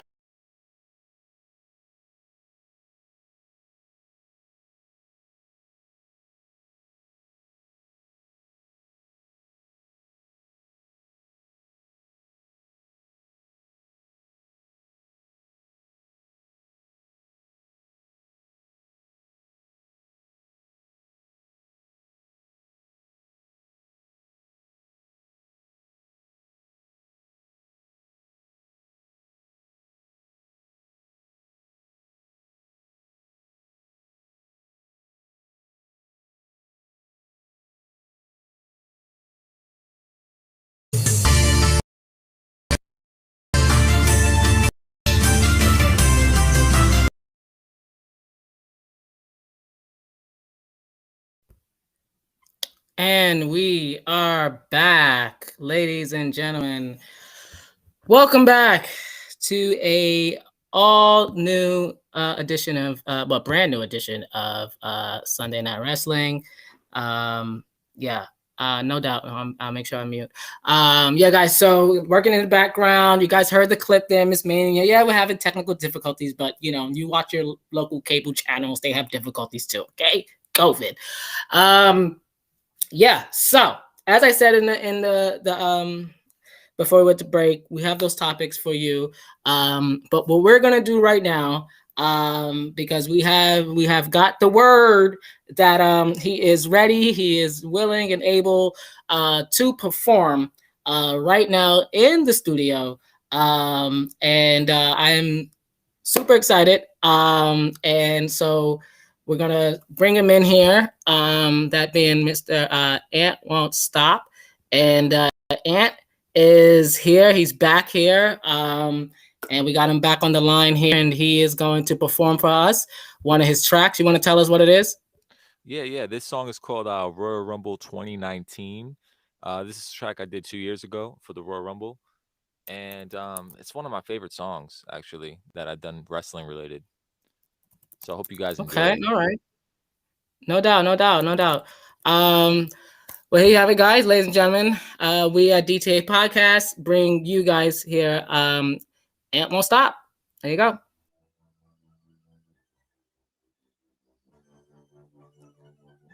Cool. Hope you guys can hear the beat.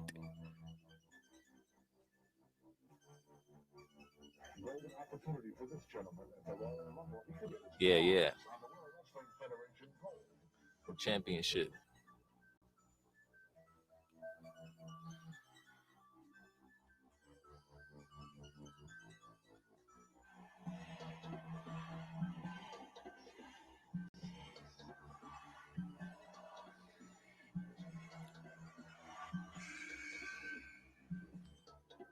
Let's get it.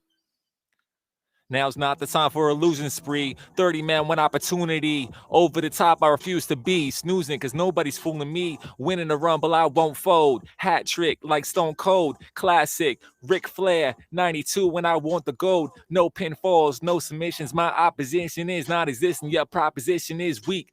They're not conditioned for my competition. Who's next? Who's asking? Hit the ring on my music blasting. Frog splashing, ready for action. Running fast like I'm about to cash in. Changing the game, that's an understatement. Underrated and I'm done complaining. I work hard, earn respect, and I'll be a legend like The Undertaker. Road to WrestleMania, I'm paving the way. Not a hero, just saving the day. All I gotta say is the best revenge is winning a match and making them pay.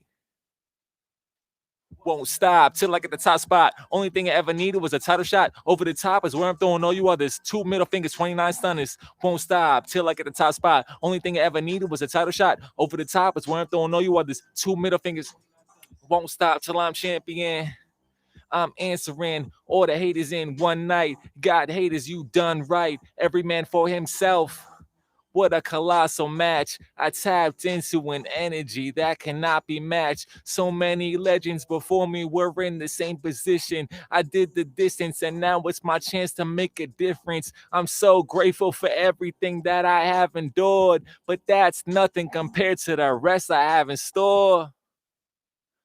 Won't stop till I get the top spot. Only thing I ever needed was a title shot. Over the top is where I'm throwing all you others. 2 middle fingers, 29 stunners. Won't stop till I get the top spot. Only thing I ever needed was a title shot. Over the top is where I'm throwing all you others. 2 middle fingers, 29 stunners.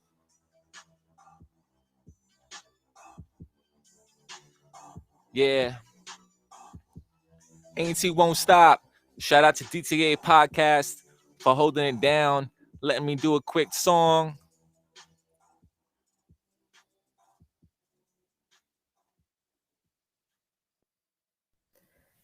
Wow, that was dope. That was dope, guys. You guys heard it here live in the studio. That was Ant Won't Stop. Ladies and gentlemen, you see him up there on the screen. Got a little picture of him from his recent video on there, but that track was from 2019. Still a banger. Still something I was bopping to. I already told you that. Love giving a platform to people. Absolutely. And even though we can't see us, they hear you, we feel you. Music is universal. I'm gonna get a webcam so I can get this visual thing going. I wasn't aware that it was a video show, so I'm sorry. I came unprepared. I apologize. No, it's cool. It's cool. I mean, I'm sure you'll be coming out with another banger. You know where to drop it at here exclusively. We'll love to get up, on the social medias and help you, get your name out there. I mean, I know, we got the clip on our YouTube. You guys want to know more about our interview we did with Ant Won't Stop or DTA Podcast on YouTube, you could click our link tree and our socials at DTA Podcast. Go to our YouTube. The interview is up there. We spoke up to Ant about a year ago, and he mentioned one of his favorite wrestlers that he would like to collaborate with. So if you want to know who it is, I say run to the website YouTube and check it out. Ant, do you want to stay for a little more topics, or you have to go? Oh, my bad. My mic was muted. I'm hanging out, man. What do you want? What do you guys want to get to next? No problem. Definitely. So, all right. So what I want to get to is, because Suplexity hopefully she'll be back a little later. Take a quick break. But so we have this story going around.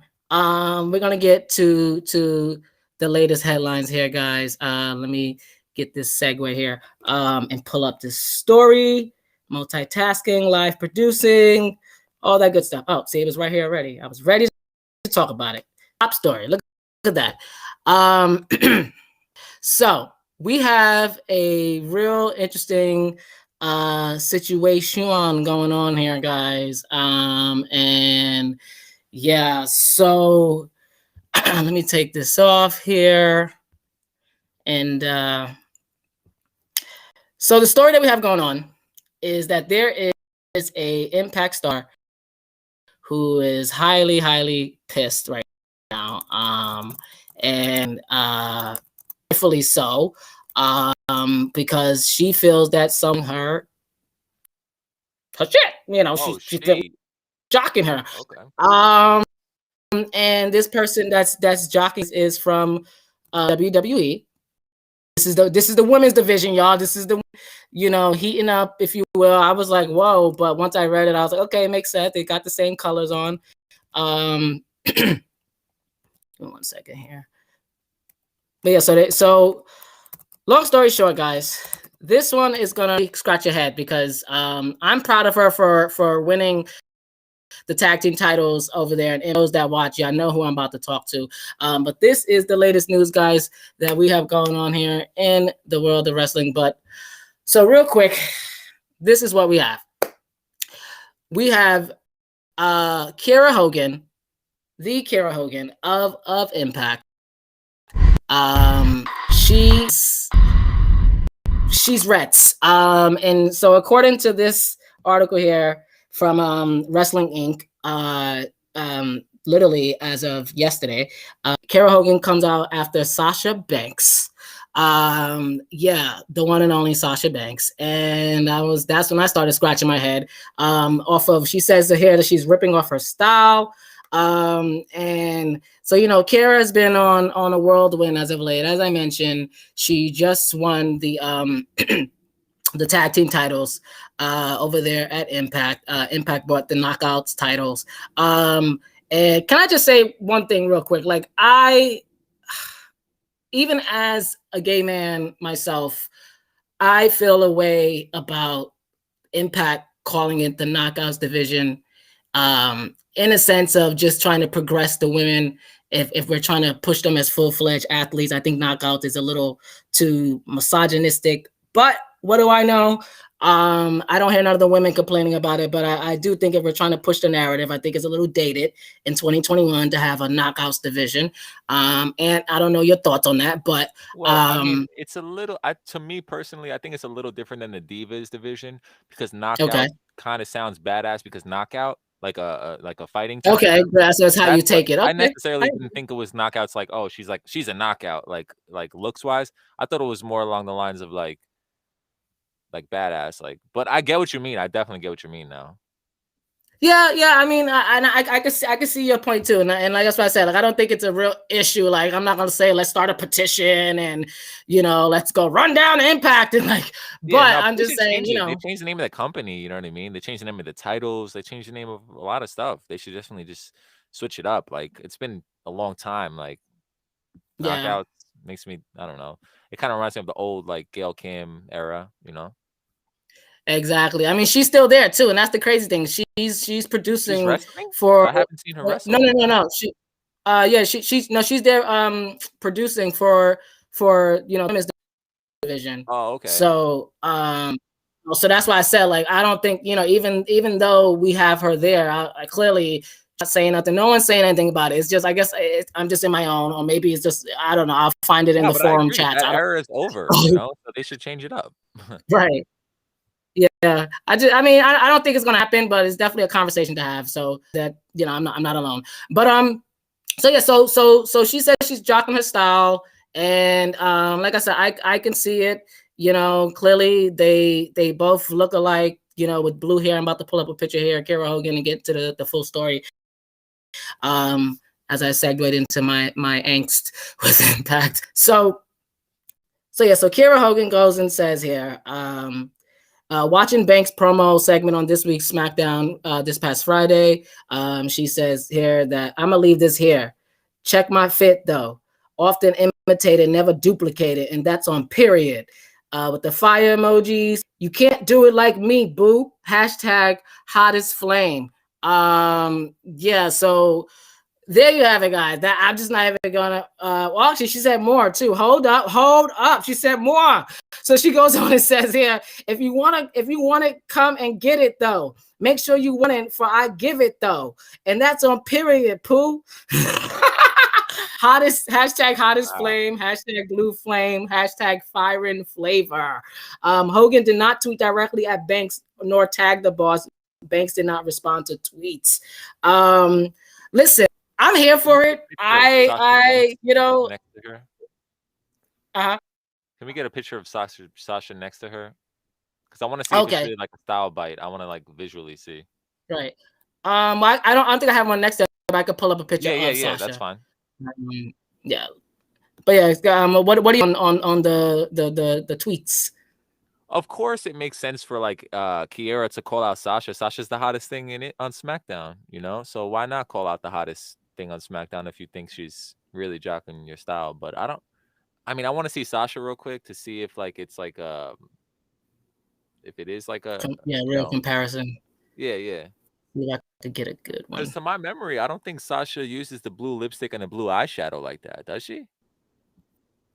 I don't think so, but I would say that Kiera Hogan, because I've been watching Impact for quite some time. Kiera Hogan, she's definitely been having that blue hair, so I'm assuming it's a lot of it, like just the the blue hair and sometimes actually she has a lot of colors. Let me not even front. She had like one time she had red, she had fire, she had orange. I remember she had red. Orange. Right, yeah. So they both go through the she's lit. Ups and downs of the. Okay, let me download one because I thought let's see. But I know actually, you know what? Sasha doesn't have the white at the end, the white tips. So.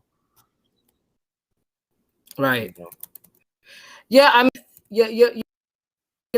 I don't think it's like verbal, as they say, like carbon copy, but I do think that there's some her feelings are her feelings, and as Mike would say, feelings are facts. So, however, she took it to the social and the conversation.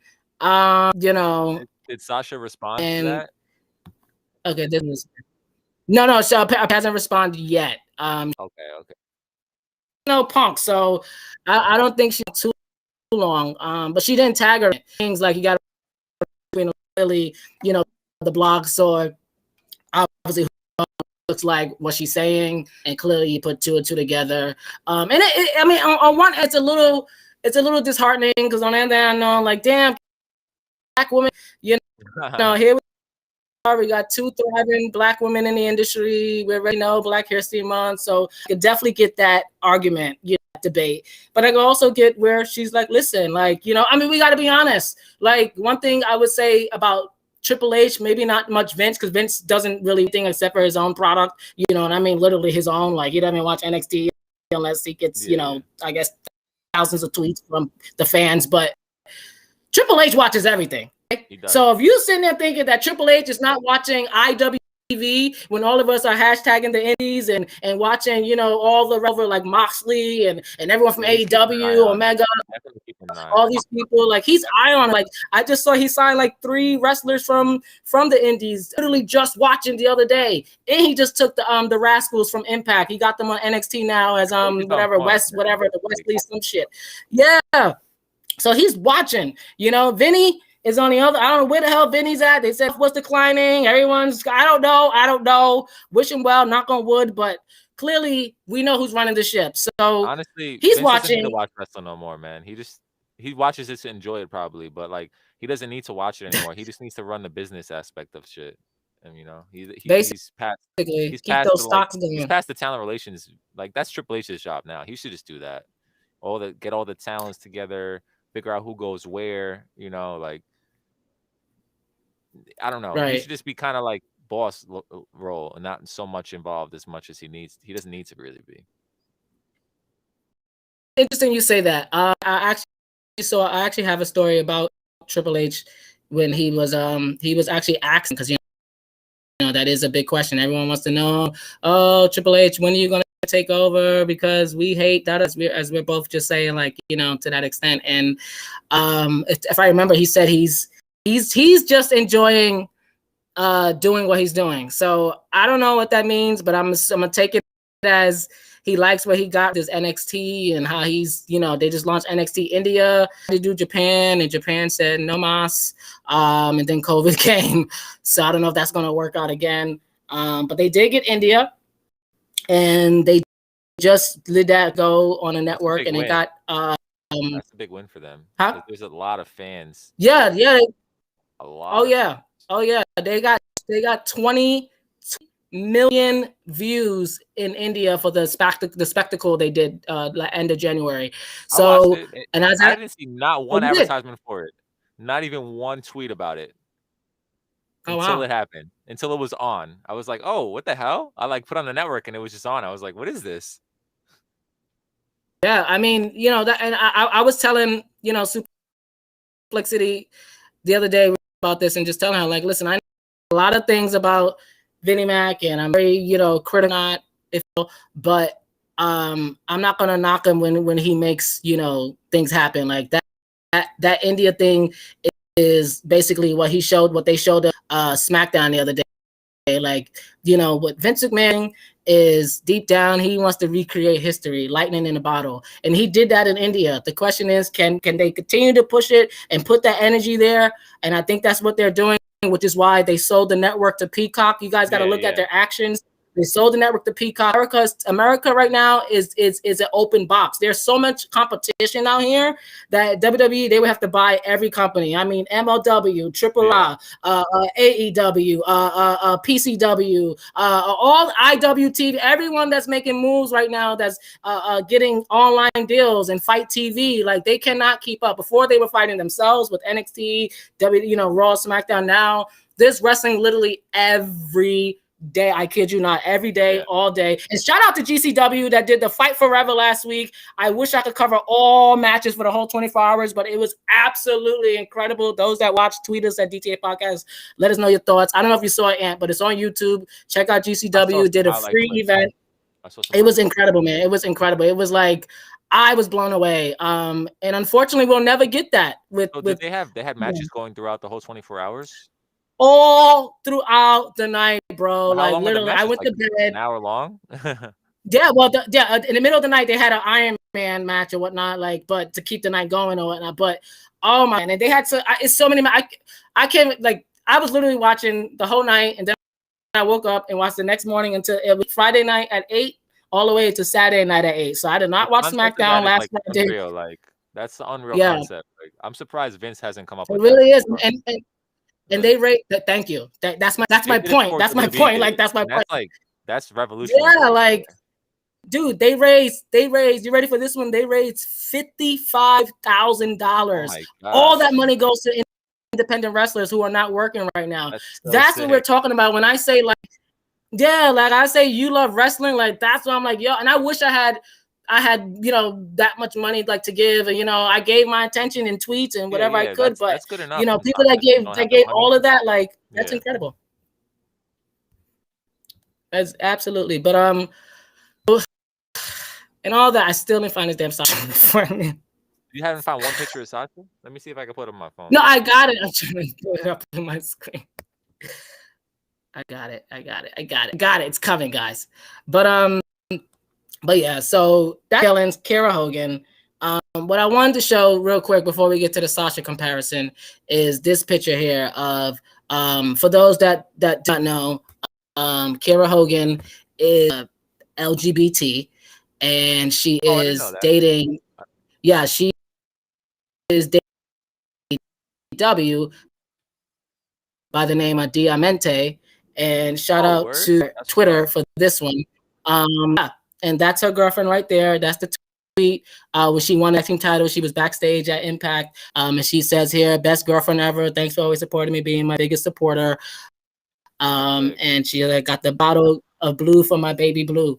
New knockout tag team champion. So history upon history. Not only is she the first black tag team champions in Impact, her and Tasha Steelz, another one of my faves. She's been big in the indies, and Tasha Steelz won the Vacation Land Garden State Cup, which is a all women's no, not Vacation Land, Garden State Vacation Cup or something to that nature. But it was an independent event, and it's all women tournament. Tasha Steelz won, which is Kiera Hogan's tag team partner Impact. So it's just great seeing black women do great things, and also LGBT wrestlers thriving in the industry and showing that, you know, it doesn't matter who you are, who you love, you got talent, throw them in a ring and they'll make money. And that's what it's about in this business. Oh, it says here, Keila says that is dope. Thank you. Like, that is dope, right? Like, it's just such a great love story. Like, you know, she is working hard. She is working hard. Is she in AEW right now? Mm-hmm. Oh, okay. I was gonna say she's the AEW. Yep. So it's just cool, like, you know, when you get to, and also Quiet as Kept, what you calls is out of the closet too, from NXT, Tegan Knox. That's another one that slipped by. She put it on Instagram a while ago, and I don't think many spoke about it. Oh wow. But I didn't know that either. yeah, so I keep on, you know. Okay, no, I'm gonna find it with this damn Sasha picture. You know what it is, and I have so many photos in my damn folder here that I downloaded, and now that we're live, I can't find it. Sort by new. It's the internet gods. Sort by recent. Let me see. Right. Oh, recent. See, and you're like the other side of my brain. All right. There we go. Recent. Found it. Got it. All right. So you guys look like. I'm gonna go to her pin. She's pretty, man. I always thought she was pretty too. By the way, side note. You guys got to talk about Roman Reigns. The ladies got to talk about Roman Reigns earlier, so I could say Kiera Hogan's pretty. Exactly. Kiera Hogan. All right, there we go. Sasha Bubba Banks and Miss Kiera Hogan side to side. So we know, because I'm just saying, she's in her feelings, rightfully so. And I mean, it's, you know, I'm not gonna front, like, you know, she's in her feelings, and rightfully so. But you know, we're gonna comparison right here live. We're gonna be our own detectives here, and see what's going on here. All right, so see this thing pull up here. Come on, Peter.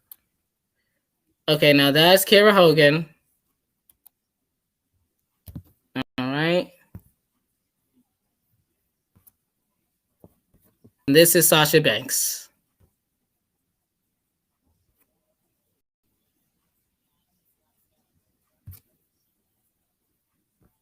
Yeah, I don't see it. Pull up right now. I don't see the difference. Aside from the hair, and I don't see it. I really don't see it. Aside from the hair, nah. I really don't see it. Yeah, I don't see no. Nah. She's just, I don't know. She's just being a hater, or she's just mad. I don't know. If Sasha wore the blue lipstick and the blue eyeshadow, I would be like, okay, yes, she is biting her style completely. But Sasha had the pink hair, now she has the blue hair. Kiara had the orange hair, now she has the blue hair. It's just a coincidence that they both had the same color hair right now, I think. I agree. I think that's why I said I think she's a little heated at the fact that, you know, this is her moment, and how dare she? You know, I mean, you gotta look at it in their shoes. You know what I'm saying? Like, she's looking on Twitter. She's like, wait, why is she trending when I just won the damn tag team titles and no one say nothing about me, and da da da. Like, and that's selfish and childish as that may seem. Like, everyone has an ego. You know, and like, Impact, she has to accept that Impact's a bit smaller than WWE. So like. You know, and Sasha's the women's world championship, which is kind of a step up from the tag titles in any brand, I think. That's true. That is true. That is something that I think a lot of people, well, the wrestling fans know already. Like, you know, we know where Impact falls, and you know, and that's a whole nother conversation. We'll say, oh, you know, and nothing's happened on Impact, and if nothing was happening on Impact, I don't think Tony Khan would have scooted on over, like, you know, and bought as many ads as he did on Impact. Yeah. Oh man, interesting. But yeah, guys. So there you have it. We broke the myth, the mystery going around on social in the women's division. We're not gonna. Yeah. See, Keela said, I don't see it. She's just mad. See. No one sees it. No one sees it, unfortunately. So what we're going to do right now, we're going to get to one of the other stories that, speaking of Impact and AEW, what were your thoughts this week on the Good Brothers, who decided to make their good, I guess, impact on AEW, and a little, I guess, Bullet Club semi-reunion type thing? Honestly, I don't see that much buzz for it personally. I like the Good Brothers. They're Okay. cool. They were cool with AJ Styles. Um, but I don't see that much buzz for it. Okay. All right. I think Okay. there All could right. probably I be mean, some better there because like the thing is they're not really from Impact. They just started with Impact. So if they were like Impact people who's always only been with Impact and then they showed up on AEW, you'd be like, oh crap, that's crazy. But they were not really like Impact exclusives. They were just with Impact for a couple months and they were with WWE before that. They were with New Japan. So it just doesn't seem as newsworthy to me that they're with a different, wrestling for a different company at the time. So let me ask you this, because you and I'm not like taking anything like that, so don't take it personal. But you have the consensus of a lot of people in the IWC, as we call it, the Internet Wrestling Community. For those that don't know, I didn't know for a minute either. I was a noob, like, what the hell is this IWC crap everyone keeps saying and hashtagging? And so finally I got the wind of it. But and there are a lot of people who, I guess, grow up in what I like to call the kayfabe bubble, where like if they were booked in one company and now they show up in another company, we as a community, we tend to see them the way that a la Vince booked them, the way that they have been. For instance, like Kurt Hawkins, right? He leaves WWE with the worst record in pro wrestling history. I mean, he's the loser, okay, in the books. Like, and he goes to Impact, and immediately on the timeline, he sucks, and he ain't nothing's gonna happen to him, none of that, no, and then immediately we go into that, and I'm not like I've done it too, but I guess now I'm catching myself because I watch so much wrestling that, like, you watch these people, especially in the indies. All they do is cross over in the indies. All they do. One moment you'll see them on this promotion. Next week they'll be at another promotion promoting their title there, or fighting there. There'll be a champion in that promotion. So and it happens in the indies because the indies are all territorial, and they use the big stars in the indies to come over and stuff like that, which is the way wrestling's supposed to be. That's the way it was in the 50s and 60s before Vince came this juggernaut of he wanted to be the Disney of wrestling, which unfortunately, I guess fortunately for him, but unfortunately for us fans, he has become. And now we're stuck in this cyclops of, like, whatever he deems or whatever he tarnished, they are tarnished goods forever. Like, not even talking about contract, just the fact that they were booked horribly, and now you show up in like I said, Impact, or even Leo, who's an MLW, or even AEW, like, because I get what you're saying. I do get what you're saying. Like, it's hard to take people serious, but at the end of the day, they're crossing over, and crossing over helps ratings. It helps exposure for Impact. And us as fans, and this is the thing, like, everyone says we're so fickle because one minute we're liking in WWE when they did it with ECW, and yes, that was 20 years ago, and now they're doing it now, Impact, their way, with social media, and like I said, everything's online, so they're doing, they're fighting on social media. Tony Khan is coming on Impact every week with a buy ad and doing his promos, and yes, we get a little annoyed with it, and I'm like, okay, Tony, here he comes, and but it sells, and it's getting Impact what Don Callis and Scott D'Amore, what they want. They want to be able to be a part of the discussion. Yeah, it's definitely beneficial for Impact, 100%. But I just feel like I don't always agree with, like, it's once it's tarnished by Vince, it's always tarnished. Because think about, like, Drew McIntyre. He was like 3MB, and then he was like gone, and then he built himself back up. He came back to Impact with like a different look, different attitude. He took himself a lot more seriously. So I think if Kurt Hawkins did that same thing, and he changed his look is horrible, and he changed his attitude. He changed his attitude a bit in Impact, but his look is not it. He doesn't really have that much of an attitude. But there's certain guys who need to, like, when they leave WWE, keep their their gimmick and their attitude. Like, for example, I would say Miro. He should still be like the Russian Bulgarian brute, and Zack Ryder. He should still be like the fun Zack Ryder. That's what we know him as, and that's what we like him as. We accept him and we like him as that. But I know he wants to be his own guy now. But like we like Miro as like the Russian Bulgarian brute, whatever. I like Miro as Miro with the drip and coming out with all the Gucci flames and everything hot label. And, like he stay be trend. Everyone's like, yo, he's wearing the latest. And I like, you know, this gamer type thing, and you know, so I like what he's doing. But I do agree, you know, we're used to seeing him, you know, one way, the brute, the strong man, the riding on the damn, you know, and that's a way better presentation. I feel like. I feel like the brute is way better presentation than like the gamer happy hanging out college guy. It is. The gamer's definitely for the younger, you know, demographic, and you know, and that is what they're winning on in demographics. Speaking of demographics here, let's take a look at this right here. This is the latest the statistics here, the graph data chart. Shout out to WrestleNomics for this one here. This is the graph data chart, guys, of what happened when Impact and AEW had that first appearance in December and all the way to January. And I'm gonna pull this closer for me so you guys can see. Let me pull it closer. Wait. Hold, let me turn this damn advertising down. Spotify. All right. So as you guys can see on there, that is the let me move this too so you guys can see the bottom there. That is the rate there.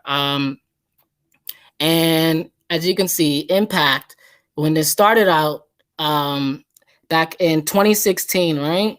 That was the ratings were basically up there, and this is the viewership ratings. They were definitely not doing the best. But as you can see, as it got closer to AEW over here, when they were on Pursuit at the bottom, you see they were on Pop Network at the bottom from I see that now. 2000 and they were on Pop Network, and then they got on Pursuit, and then late in February 2020 they got to Access TV. And as you guys can see, if you guys can see the end over here on the other side, you see at the end on the this side here, see that my arrow. Yeah, right over here, this part, you see it went up at the tail end. It went up. That's December. You see it was going down, and then it started shooting back up, and that's why they were on Access. So it's really interesting to see like just how the one AEW event at crossover got those demographics up, numbers up, and then that night, this was the most trending search that night. Was AEW going to buy Impact Wrestling? I hope not. Like everyone thought, because no one knew what was happening at that time. Like it was out of the blue, you know. So everyone had questions. It's like, well, what the heck is he buying? Is he buying Impact? Is he doing Infinity Mac? And it was hilarious. It was hilarious in the beginning. But it just shows the power dynamic. Oh wait, I found the other one. Let me pull this one up too. Here, this is the one I really want to show you guys. Pull this one up. Okay, here we go. All right, so this is the full channel data of Impact.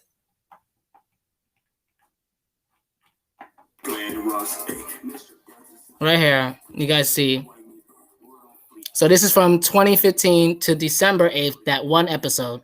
Now this is the ratings here. So as you guys can see, once again, when they were on Destination America, here at the bottom, you see Destination America, they were getting up to 500,000 views. That's like half of what Raw gets, basically. That's insane. I never had Destination America or Pop. Me neither. That's what I'm like. That's crazy. That's crazy. So they were pulling numbers, man. And then as you can see, when they went to Pop, which was owned by CBS, you know, they stayed relatively in the same because CBS has the millions of subscribers, you know, people. And then as they got in Pursuit, clearly you see Pursuit, it says no data. No one was watching. Pursuit was a damn outdoors adventure channel. Right before Impact, it would show freaking deer hunting. And then Impact came on. I was like, this is a horrible channel for Impact. So I knew it wasn't going to last. And then what happened was that Impact, the company that owns Impact, the parent company, Anthem Wrestling, they purchased equity into Access TV, thus becoming the only wrestling show on that channel. And then they bumped off New Japan, and then they bumped off WOW, Women of Wrestling, Superheroes, Women of Wrestling, and I was pissed. But then I realized I was like, well, this is the business, and can't say Vinnie Maclin did the same thing. If another company like USA was like, hey, let's pick up AEW, Vince would be like, what? So yeah, but it's just amazing to see how, like I said, one little bump of creative content can really help these guys get back on the map. And I think that's what they're doing. They're using that to their advantage, the best way they know how. Yeah, I mean, it's definitely helpful to Impact to have AEW guys show up on their show, but it just has to be like the right guy showing up on either show, I believe. Like the North, which should have been the tag team to show up on the AEW, because they've been Impact tag team for the last couple of years, the main guys, So it would be like if you would have saw like if the AEW, if the Impact fans were like, oh, the North is going to be an AEW, maybe they would tune in more. But since the Good Brothers are not like necessarily Impact faithful, it's not doesn't catch as much attention. Yeah, I agree. I think Michael says here, Ant won't stop. I want to see Ant perform AEW. Bro, you missed it, man. You missed it. It was like maybe 15 minutes ago, actually. Right. It was a dope performance. But yeah, guys, so there you have it there. You brought up Ethan Page of the North, if you will. And I had a story about him real quick before we get the rest of the show. But let me pull that picture up here. So I don't know if you saw the last pay-per-view Impact had. I forget what it was. It was this past month. By the way, I just subscribed. What was it? DTA on YouTube. Just everybody subscribe if you got. I hit subscribe. Yeah, subscribe. But thank you, by the way. So Ethan Page was Impact. I forget the name of the Hard to Kill. There you go, Hard to Kill. Their biggest pay-per-view, and that's the one pay-per-view I missed. Okay. Yeah, so as did I. So you're not alone. But I got the gist of it at the wrap-ups and stuff. And so long story short, okay, found it. See, I could find this picture, but Sasha for some reason was like Wheel of Fortune up in this computer here. All right, so I'm pulling Ethan Page here. So they had Ethan Page. Those that don't know, the latest news in professional wrestling, that being Impact, that is Ethan Page is no more at Impact. Clearly he's not even alive via kayfabe. He pulled out his own heart. Yeah. So it was insane. As you can see right there, that's what they did for Ethan Page at Hard to Kill. That was his sign off, his write off, as we call it in wrestling. They've written him off. And long story short, he went on Twitter the next day because he had no idea about like what they were. He didn't have no control of the final edit. And you guys know when wrestlers are leaving, they tend to bury them. Like like, okay, you're leaving, well, screw you. Like, so they didn't give him a chance to look at the edit or any input. Rightfully so. It's their company. They want to bury you. Go right ahead. And I mean, there's nothing he can do really. Except for complain. So now they did and basically he fought himself. Karate Man. So it was Ethan Page versus Karate Man. Now Ethan Page, he wasn't happy about it. No, he wasn't happy about it because he didn't even want to do it. He didn't want to use his Karate Man character. It was something he did like on fun social media, predominantly his Twitch. I follow him on Twitch, and he did it on there, and that's how people got wind of it. It became a big thing. He did a movie, like a indie film type thing. I think it was on YouTube. So he was just something he had fun with, and I don't know how it became a storyline. But long story short, he did some scenes, and I guess, the final edit came out, and there you have it. He ripped out his own heart. So clearly, like I said, kayfabe, he ain't coming back. So he was pissed. He was like, like, how dare you guys do that to me? Like, and I kind of understand it, but at the same time, like I said, you decided to not continue with the company, and unfortunately, they still had footage of you, and you know how these contracts work, and that's the thing. People think that Vinnie Mac is and I know like people that listen to my show specifically and followed us. I had this whole thing, #VinceLogic, when I did every so often I'll come on the show and break down some of the most salacious and craziest stories in pro wrestling history according to Vince Logic, and give you guys how I see it, how he, point of view, whatnot, and break it all down.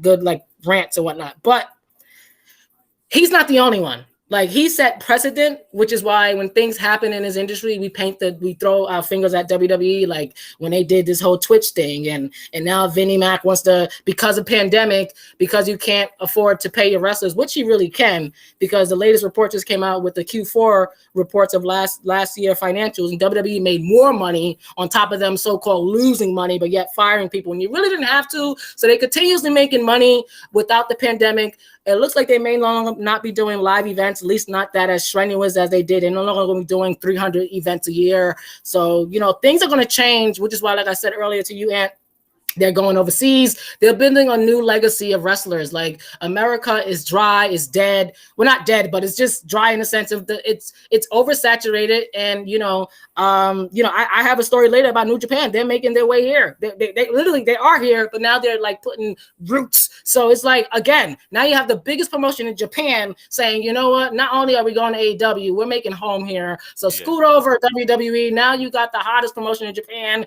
the hottest promotion in the second hottest promotion, AEW, Impact under your coattails, Ring of Honor back and bouncing, got so many great wrestlers. Shout out to you, Danhausen, one of my favorites, new signings to Ring of Honor. So everyone's doing their thing. The MLW got Leo Rush holding it down, and Contra, the group over there, the stable Contra, like, and Myron Reed, like, so everyone is doing their thing, like the indies as well. So but like I said, Vince is not alone with these contracts, and I think that's why a lot of them get in this situation.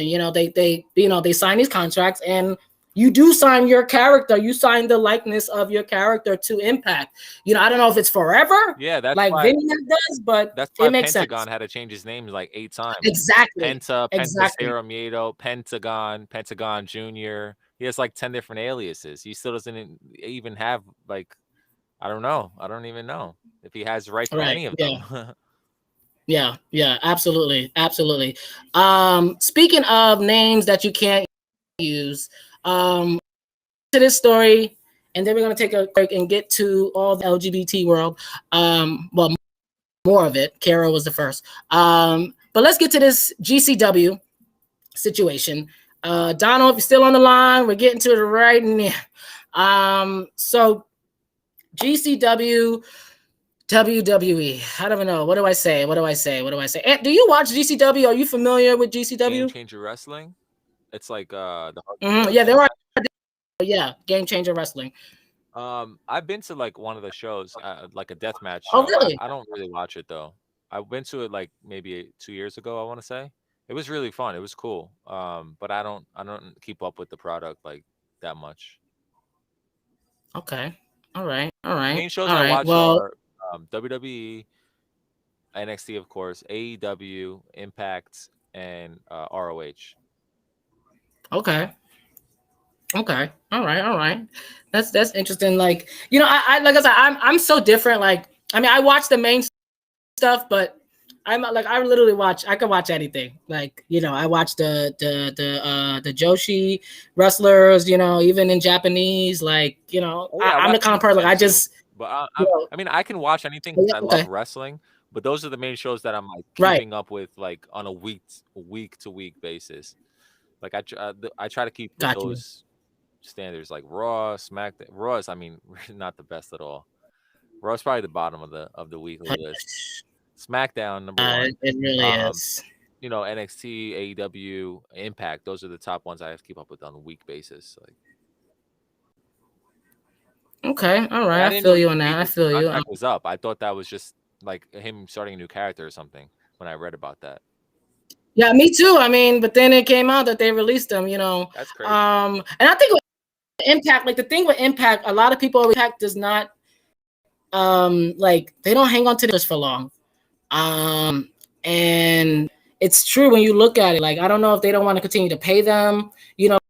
Like WWE, Vince McMahon. Like I said, I sought the man, but he's not going to get rid of someone just to get rid of them, which is why it took so damn long to get rid of Lars Sullivan, like another one who just don't have it, and I know the story is all sorted because, Lars Sullivan, quiet as kept, he had a gay porn pass. And he tried to keep it in the past. And clearly, with the internet, nothing stays in the past. And so he came out along with not only the gay porn, but him doing some racist and homophobic remarks and saying really horrible things right before his push. And then they said he had panic attacks, which I understand. I'm someone who deals with anxiety and depression my whole life, go to therapy. So I got that. And then the gay thing came out and I'm like, damn, bro, like you did it to yourself. Like, but I understand also on how, you know, you look at someone like Sonny Kiss and Darren Young, even Darren Young, let's say Darren Young, it took him forever to come out in WWE. So I could get if that's what he's going through. But then the whole racist thing came in and then the homophobic stuff came into play. And clearly he has internal issues. And if he did it like, you know, in the past, whether it was whatever or not, it was fine. But the fact that he did the racist and homophobic stuff made it, well, the homophobic stuff is what made it bad. You know, why would you say that kind of stuff and then do that kind of stuff? The racist stuff is easily a given bad. You're not supposed to do that. Definitely. Yeah. And so according to the reports real quick with Lars, like they're saying that, and this is what they're saying, that Vinnie Mac could not get past the gay thing. And that's a whole nother conversation. But again, I understand it. It's his company. That's not true. You know, his best friend was Pat Patterson. Like, come on, man, for like 40 years. I think it's different when the video is circulating and you're trying to build this guy as a monster. Video. Yeah, maybe. And there was a video of him like doing it. So, and I'm sure Vince didn't like that. Like, you know, this man I'm trying to build as a monster, as a freak, and he really is a freak. Like, oh no, you know, Vince is like, no. You know, deep down, Vince is an evangelical. Like, you know, we gotta remember like these people roots. And I know we look at Vince as the facade and no chance and you're fire and all that, but the man himself, he's a deep-rooted evangelical, and anyone that has someone that's deep-rooted in church and evangelical, you know how most of them are. And it just, when I heard that, I was like, it makes sense. I mean, you know, because you kept them until you couldn't. And, you know, like I said, Vince doesn't want to release just to release, because obviously Lars Sullivan, he has something. You saw something in him, but clearly, you know, Triple H couldn't help him. You know, Triple H brought him back, and, you know, and he came back on SmackDown. And then the week he came back, he literally got into more situations on Instagram. There was DMs that leaked at him. Yeah. This time he was harassing a woman, a yoga instructor. Like, so you have issues. If he likes you, he gives you mad chances. Like, you're messing it up for yourself at this point. Thank you. That's what I'm saying. Like, everyone was trying to help you. Like, and he just comes back. You got something in you, and then like, he came back and just started wilding, and I'm just like, well, I was with you until I wasn't, Lars, and now they made that decision. Like, you know, I guess they didn't want to renew. So hopefully he gets the help he needs. Like, seriously, on a serious note. Yeah, like, anybody could change too. Like, you know, he could come back as a better person and hopefully apologetic for it. Hopefully. You know, and hopefully he's living his truth. You know, it's tough. It's tough out here in these streets, and, you know, sports in general. Like, I talk about it so much with my partner, like specifically just today with the NFL. Like, you know, we look at that and NBA, like there aren't any really out players. Like, and I can imagine what backstage is there like, and we're looking at professional wrestling, something that's fake and scripted. So how can you, but again, you know, everyone has their issues. So it's something we all have to work on, which is why I have my segment coming up later, #WrestleQueer, where I give you guys all the latest going on in the world of LGBT wrestling, because we are here and they ain't going nowhere. So speaking of not going nowhere, let's talk about this story here real quick. GCW versus WWE. Wow. The logos say it all, guys. One is about changing the game. Another one is about being the pioneer of entertaining sports.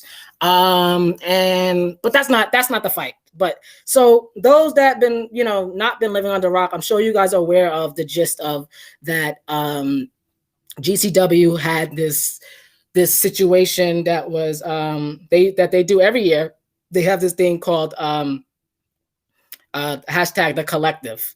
And the Collective is basically where they do this event where they have a bunch of like talent come together, and what makes GCW special, and is that they create events around the talent, other than the company creating the event and booking the talent, if you get what I'm saying.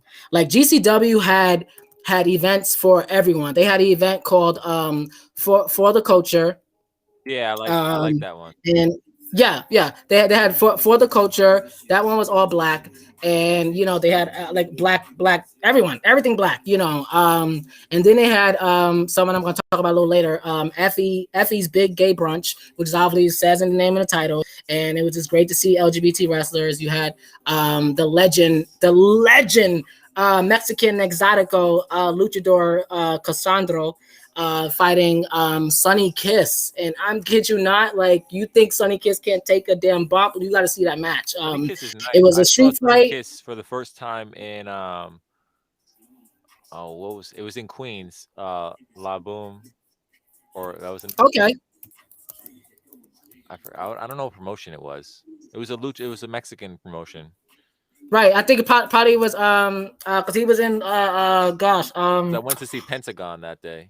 And then right, I think it was I know because he was a luchador and I think it was the show on El Rey Network. Well, I forgot what it's called, Lucha Underground, something like that, right? No, it wasn't Lucha Underground, but it was something like along those lines. But that's when I saw his first wrestle, and I was like, damn, Sonny Kiss could go. Like what? Yeah, definitely. And you can tell he's growing and he's learning. It's definitely Sonny Kiss is probably. In AEW, I probably say I'm more of his fan than I am. Nyla's like right behind as far as the AEW LGBT wrestlers. I mean, I love Nyla, but I don't know. I'm rooting for Sonny. Like Sonny is just he is out of the box wrestler. Like you'll never see a wrestler, just like you'll never see a wrestler like Nyla Rose. Like they're two distinctive wrestlers, and I hope AEW do them right. Like we still got time to grow. AEW still a new company, so whenever we get angst, it's like got to remember, wait, there's still a second year, so let's hold on, and give them time. Right. So GCW and WWE guys, they have this drama going on. So initially it started with the Collective, like I said, and this was back in December. This started out with the Collective. WWE, Vince McMahon filed the trademark. The Collective. Now, like I said, the Collective was GCW's. That was their thing. They did events. Like I said, they packaged these events around the wrestlers instead of just doing random events and book every wrestler you can. They had different events, which made it different. And they packaged these events around WrestleMania weekend, as any wrestling promoter would. Like that's period. Like that's on period. That's it. Just like everyone right now who's a party promoter is doing events in Super Bowl wherever they are in Florida. Everyone's doing events right now in Super Bowl wherever they are. They travel, they follow, and they got Super Bowl weekend parties, WrestleMania weekend events. Right. Everyone does that. So, but what this company doesn't want is you using our event and then using this Collective thing. And because GCW did not license it, trademark the Collective. It was open for grabs, and anyone that knows business, this is the business. Well, so I mean, GCW. I'm gonna sound like a WWE stan, whatever. GCW should know better, man. If they wanted this shit and they were doing it for a while, do it the right way, man. Before WWE swoops it up. Yeah, right. And I think that the problem was that they weren't thinking that no one was watching. Like, they're watching, but they're not going to test us. They're not going to test us. Like, as long as we don't use any of the talent, like, but they're watching. They're always watching. Like, and that's their way of they're going to keep these companies in their lane. Like you're not gonna get too big. You're not gonna get too big. Like we may be going to India and fucking, building a whole new world over there and shit in Saudi Arabia, but don't sleep on us. We're gonna hold you down with these trademarks. But so I agree with you. Couldn't they just change the name to the Collection or like Collective Thoughts or something like that? Or something like just, Well, I mean, some would say WWE could have did it too. They could have came out with the Collection instead of the Collective, but they went with the Juggernaut and said, "Fuck it, we're taking it from you." Yeah, and come serious. WWE should have known better, though. Come on, man. They should have. And it's a real bummer for the indie community. The IWC is up in arms. Depending who you ask, some people are pro GCW, pro WWE, like you said. Some people are they should have known better. And on the other hand, like why? Because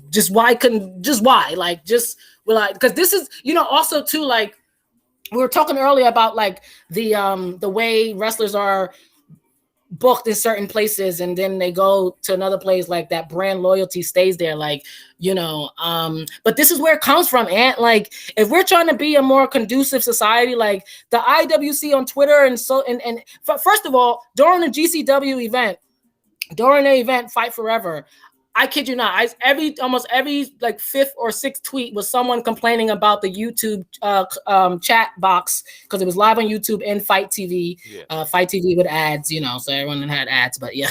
And then the Fight TV chat was fucked up too. It was homophobic, it was racist, it was misogynist. The women that came out, everyone on there was talking about, you know, the girls, you know, their breast and all that stuff. Which is, I mean, listen, I get it. There's gonna be We're men, people you everywhere. know, but You don't gotta be racist and right. That's what I'm saying. Like, y'all ain't gotta go to the point where you're expressing that on the chat, and then like, you know, people, it's just, you know, so it exploded, and you know, everyone still watched, and they were just saying, if you watch, just can't, you know, block the comments or whatever. Like, just everyone just tweet and let everyone know. But it became a thing, and it just had me thinking, like, is this who we are?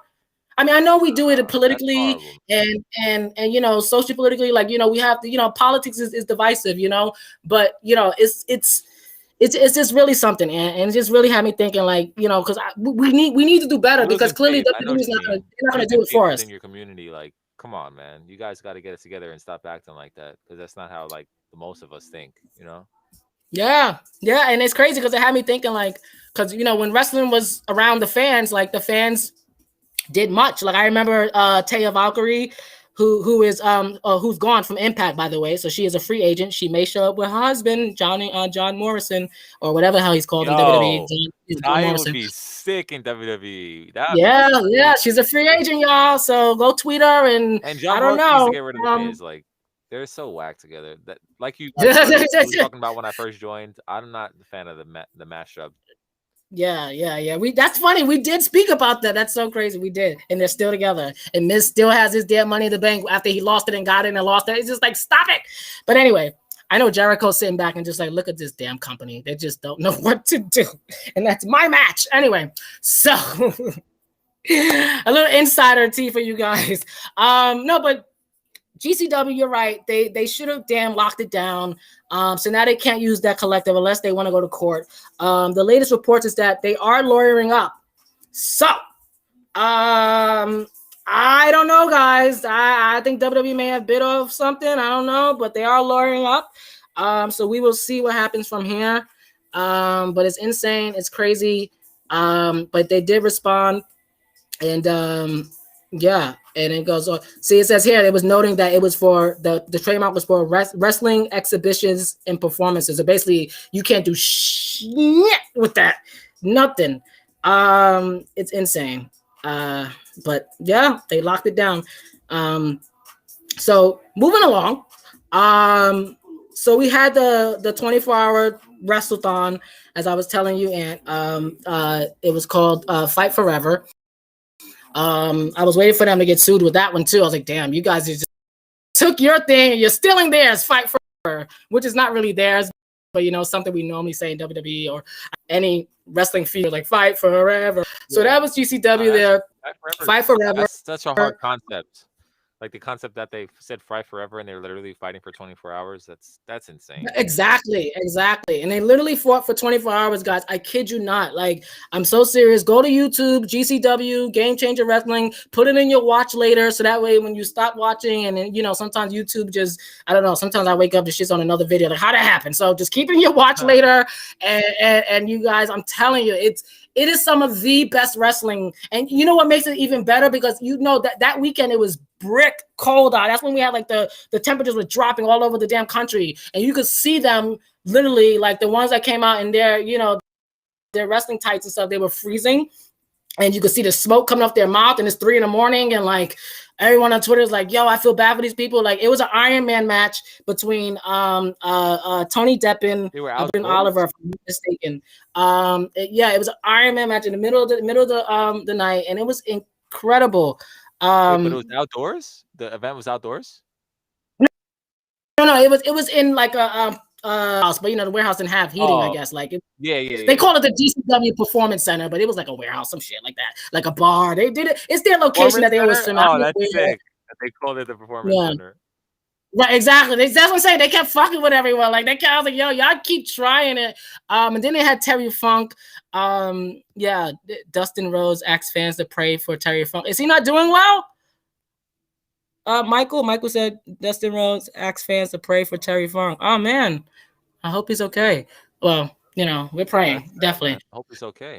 He was the highlight of the night because every commercial break he would come on and fight forever, and it became a meme. So I'm sure you type that in, Terry Funk, fight forever, you'll see the memes on social media. Someone did a what's that movie, The Shining, when he came through the door.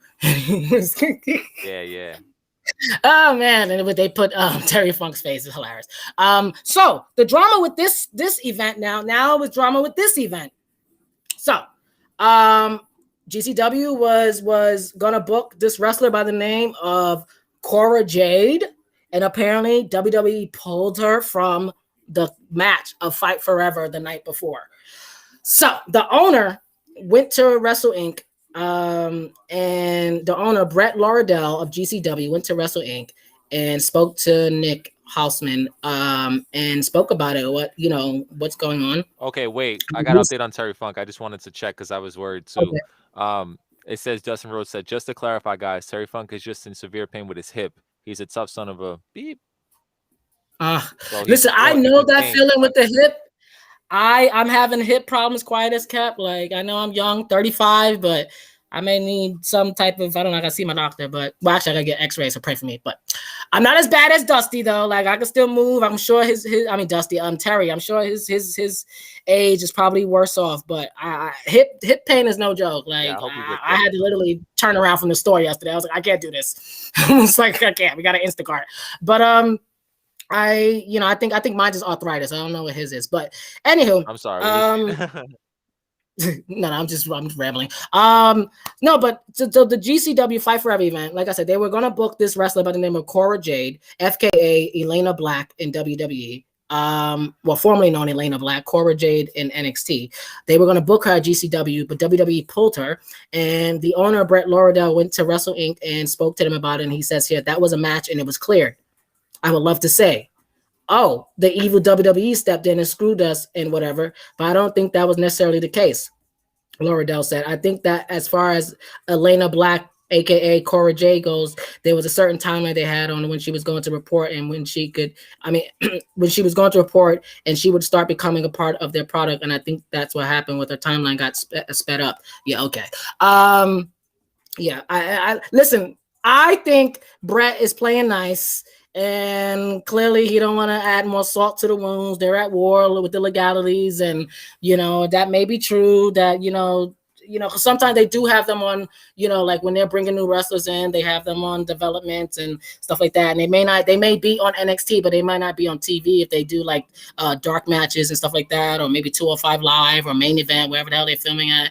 So sometimes just because they're signed to NXT, they may not be there just yet. And maybe she had time before she got, and they did speed up. Oh, you're getting booked elsewhere? Because if you're getting booked elsewhere, clearly I have time to do this before I go back to you guys and be exclusively or whatever, because I'm sure NXT wrestlers, they still have some leeway to wrestle the indies, some of them, but I know when they get locked in there, you're locked and loaded. And so maybe they was just like, listen, we'll pay you some more, shut up, but we'll take care of it. And clearly that's what they did. And it's fair, it's a business, it sucks, because I'm sure he promoted it and it was the day before and they had to find a replacement. I think they got Alley Cat or whatnot.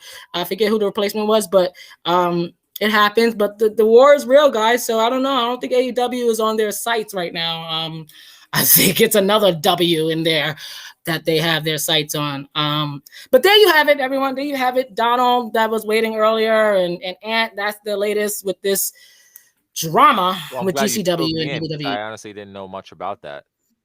Yeah, I think it's more to come because, like I said, clearly they're pulling people, trademarking. So I don't think it's the last of it, and I'm curious to see what they're gonna do about it. But yeah, that is the latest. I don't want to hold you up. I know you say you gotta go. I'm gonna wrap up this show and get my ass out of here too. Another 15 minutes or so I can get to my next segment. But thank you so much, Ant, for coming on and chatting with us. And specifically me now. Suplex City stepped out. Yeah, of course. I don't know if she will come back, but I'm about to be on the show. Oh no, definitely. I always wanted you back. Now we're doing things, visually now and stuff. So obviously next time, you get set up and stuff. And like I said, next track you come out, I know AEW Revolution's coming around. So I know you're always coming up with something with that or something. So whenever you do, yeah. I'm at, Let's to have make it that. happen. And I'm gonna try to have Mhm. that a little earlier this time, like maybe like a week or so in advance. So in the week leading up Perfect. to Revolution, I'll be definitely down to come up on the show. Before Perfect. You that. guys heard it here first. You heard it here first. We Yep. locked it You in. guys Ant heard it Won't here Stop first. will be here the week before Revolution to perform his Revolution hit live. Maybe we'll get Tony Khan to watch. Who knows? I'll put him in the hashtag. Tony, look, Oh see. yeah. But you definitely deserve your props, man. Guys, if you want to know more, you can go check out Ant Won't Stop. Let them know where they can find you. I guess everywhere, right? Because you're everywhere. You're on Spotify, YouTube, everywhere. I'm really trying to You guys- get my YouTube subscriptions up right now, and also my Okay. Spotify followers. So if you guys have Okay. YouTube or Spotify, please follow me on there. I also have TikTok, which is like you could search my music and use my music for your songs, which is pretty cool. Or you could just follow me, which is fine too. Oh man, you shouldn't have said that. I'm on TikTok. I'm about to do TikToks. And look at that, guys. Ant Won't Stop us on TikTok. Support independent artists, support independent wrestlers, support just independent creatives. Like, yes, I mean, TikTok is another way to get your. I think we spoke about that. Like, I'm so glad you're doing your thing. Like, keep doing your thing, Ant, and keep like just staying with with the times, because today is TikTok, tomorrow will be something else. So just gotta stay with it. But thank you so much, man. Of course. We'll see you in about a month. Yeah. And I'm gonna get a I'm sure webcam. And I'm gonna get more set up for the next one. So I'll get that going for you guys. Definitely. No doubt. All right, man. Take it easy. And be safe. Thank you very much. You too, man. Thanks for having me. All right.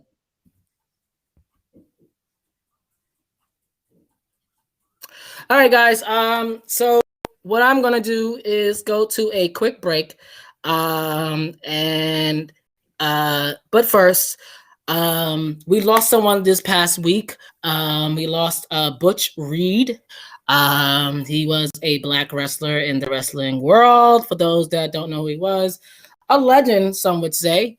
I saw WWE put up a statement for him.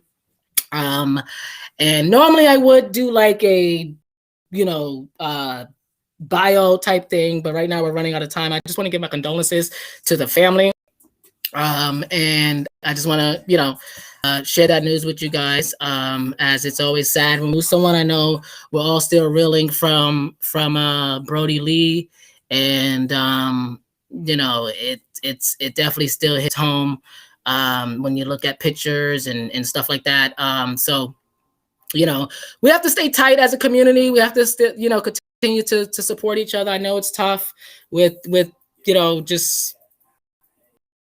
death period. I mean, I'm not the easiest with that either. But yeah, so shout out to you, Butch Reed. Shout out to you. And yeah. So what I'm gonna do is get to this clip here. Being that we had the one and only Ant Won't Stop on here, I want to play this clip of us when we chat with him real quick. And I want you guys to take a listen to what happened on the show. You guys want to know more? You can go to our link tree. I put it up on here, and you guys could check out the full interview with Ant Won't Stop. Again, he'll be back here in a month for his new single. Yeah. So after this, we'll be right back.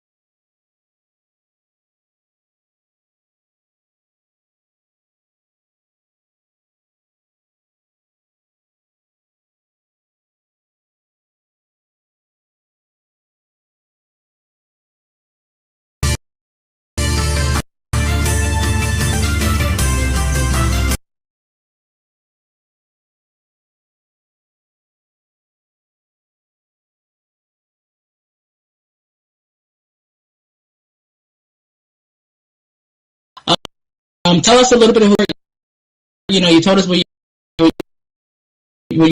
tell us more about yourself. Yeah, man. I'm from New York. I've for a long time, maybe like 10 years or so. I do live shows.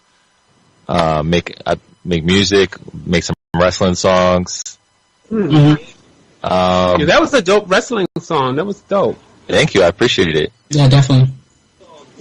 That's actually the third WrestleMania song. I made 34, 35, and 36. Wow. Okay. Wow. We gotta get those on. Right. And so I saw you the other day on Instagram Live. I forget the name of the charity you were performing for. Oh, Urban Innovator, yeah. Yeah, and is that something you do often? Like, you often do charity work?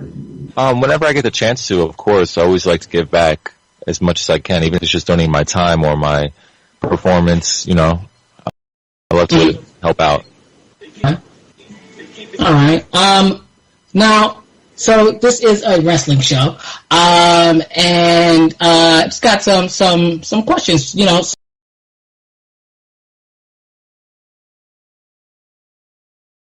So, first of all, I mean, are you like a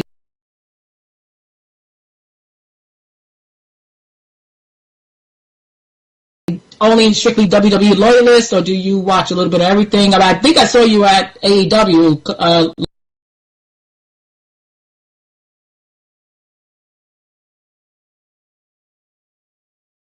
last event you at, right? Yeah. I went to AEW in Philly. Such a great time. I'm a fan of all. I love wrestling in general. My favorites are like WWE, ROH, AEW, PWG. I went to when I was living in California for a while. I went to PWG a couple times. Right. I heard of that. Pro wrestling. Yeah, that's really cool. I like all wrestling, and I made some AEW songs as well. I made Full Gear, All Out, Revolution. Okay. So awesome. when you make the songs, do they ever grasp onto it? Have you ever made an intro for someone and tried to like sell it to them as an intro? No, I've had offers to make songs for podcasts and stuff, but I haven't. I made like one song for a podcast intro. But I haven't. We might have. All right.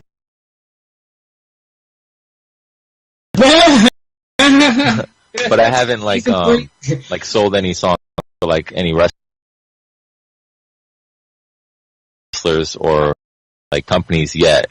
But I know that AEW saw my song because they were on some stuff from seeing it.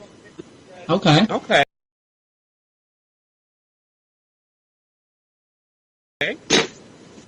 Right. But that's definitely good. I mean, I'm sure that's that's the goal. I mean, there was he was actually fired. But I think it was Josiah.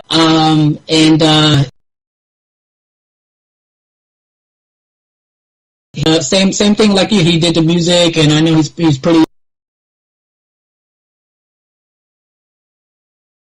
into the music production and stuff like that. But he got signed to WWE, I'm sure, to work something with the backstage music, whatnot, and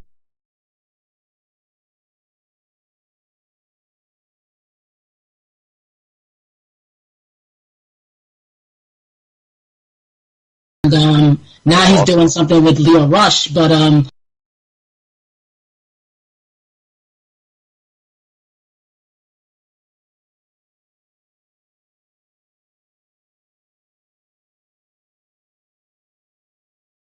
so that's the way in, to make your connect, because a lot of wrestlers, you ever thought about collabing with one of them?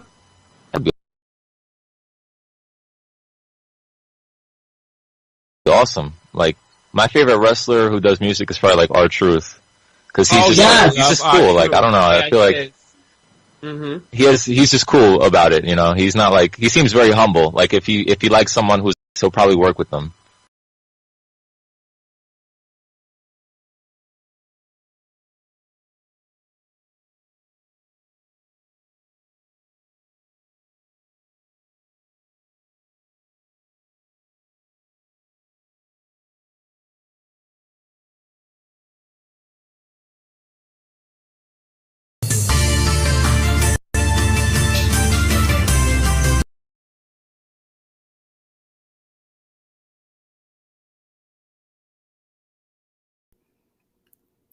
Hey, and we are back for Sunday Night Wrestling. Not gonna be on too long. Not gonna have you guys on too long. You know, we did a quite long show.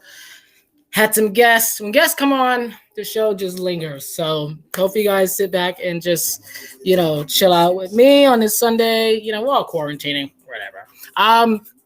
So once again, we are back. We are live. We are still live. For those that are like, is this a repeat? No, not yet. We're still live. Stay with me here. I love this shirt, by the way. Shout out to you, Naomi. I feel very much a part of the Glow team. So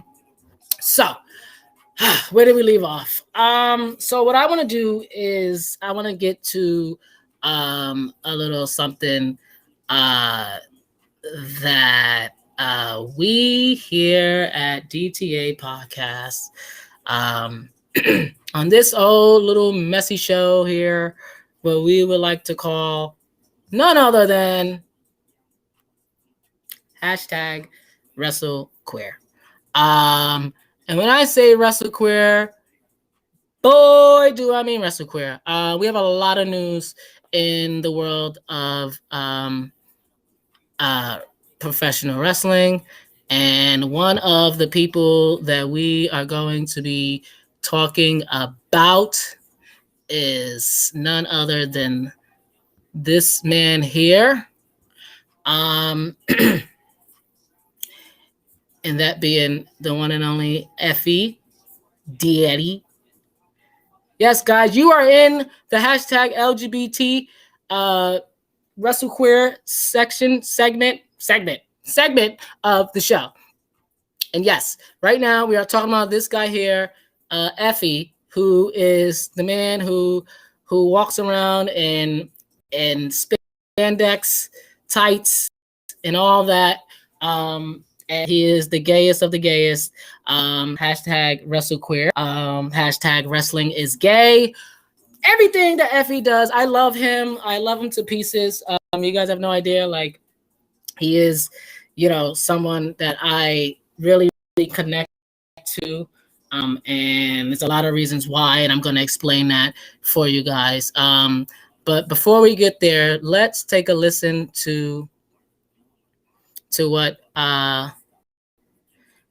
F say to us here at DTA Podcast. This little old show.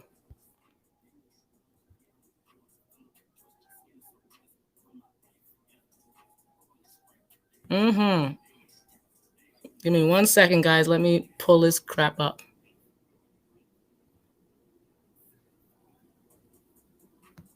There we go. All right. So, yeah, so we're talking about Effie. This is the hashtag WrestleQueer segment. As I said, let me put my face in the screen for you guys. Just think I'm just talking to you through a picture, because that's not what I do here. That's not what I do here. Okay. Yes, we are in. Okay, Effie, okay. There we go. See, all right. The computer's playing games with me here. All right. There I go. I'm back. All right, guys. So this is the latest news in professional wrestling, in the LGBT sector of professional wrestling. Again, that I like to call, we came up with hashtag WrestleQueer. I'll explain that in just a bit, but this is the latest headlines that we're getting into. But again, before we get into those headlines, let's take a listen to what Effie had to say and bring us into this segment.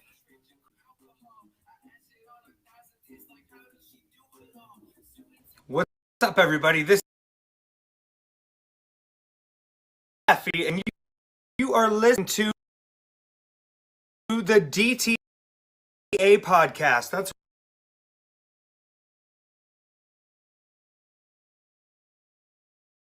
right, the official home of hashtag WrestleQueer. That sounds fun.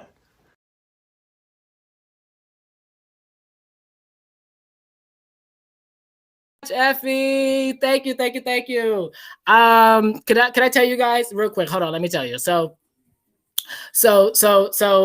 Effie gave me he showed up in my inbox and gave me that yeah, thank you, Michael. You too, have a fantastic weekday. So Effie gave me that on Christmas, and it's just been a joy. Yes, I paid for it. It was a cameo, but you know what? Support independent wrestlers, and I support Effie. You know, I support all my gays, you know, but Effie, we have this thing, you know, we're on Twitch, we're vibing. So it's just cool. Yes, I'm marking out, you know, because, you know, growing up, I never thought I would see the day where like you got people just out and proud and just doing the damn thing. Like it means a lot to because again, we're not going nowhere. So back to Effie though. So he is in the news, and I mean in the news, to the point where he's making news. And real quick, you know, I saw this story and I was like, oh, okay. That makes sense. I mean, you know, I don't see why would he not speak out on these issues. But before we get to the issue, I want to talk about the story here. And let me get to the story as I upload the video and get ready to reel you guys in on the hashtag WrestleQueer tea of it all. And as I do that, I'm gonna pull up some pictures of F so we can see, like, and then you're gonna hear what he sounds like and what he's saying in the world of wrestling. And yeah, I think it's fair game. Should be fair game. Supposed to be fair game. So we will see. So guys, as I mentioned, Effie is talking, and so he went out to the site there, Fightful.com, and he had a lot to say on .com. And the headline here says, goes on and says that Vinnie Mac at WWE, yes, that Vinnie Mac, and says that the headline says that, you know, Vince McMahon had 3 really good ideas and we gave him a pass for 30 years. Oh my God, that sounds like a rhyme, right? Yeah, so it's going down, guys. And so that's just the headline. So when I started reading the story, I'm like, oh, okay. I see where Effie's coming from, you know. But yeah, so that's the drama that's going on. Effie is coming for Vinnie Mac, and he's saying that we only gave him a good pass. He had 3 ideas, and we gave him a pass for 30 years. 30 damn years. And I agree. I agree to that. I think we did give him a pass.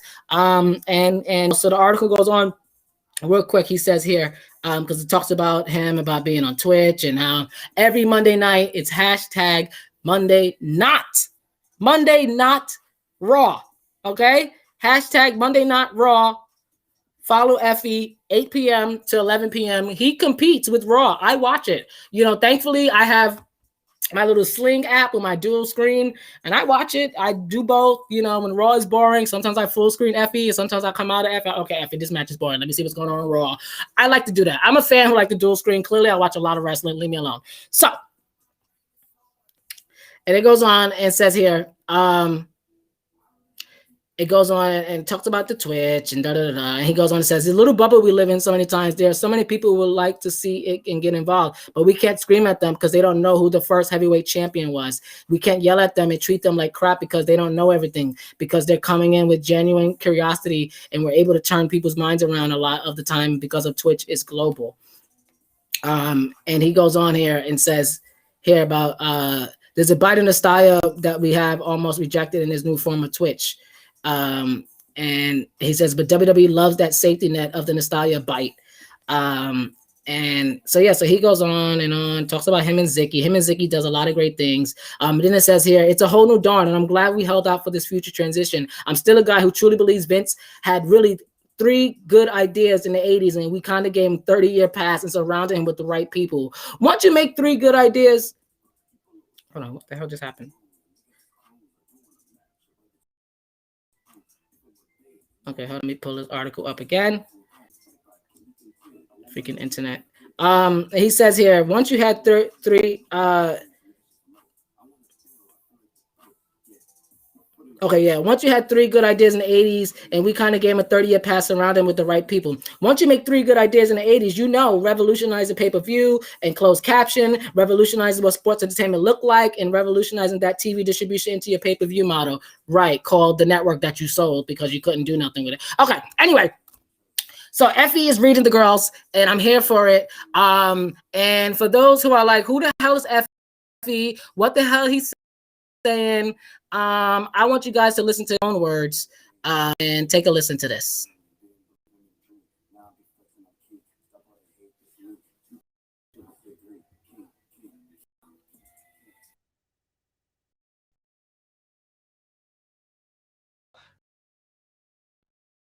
But when you look now, what we have done as an LGBTQ community, I was talking about it this weekend, we have stepped to our side and said, if you do it for us, we're going to force our way in, and we're going to do it for ourselves.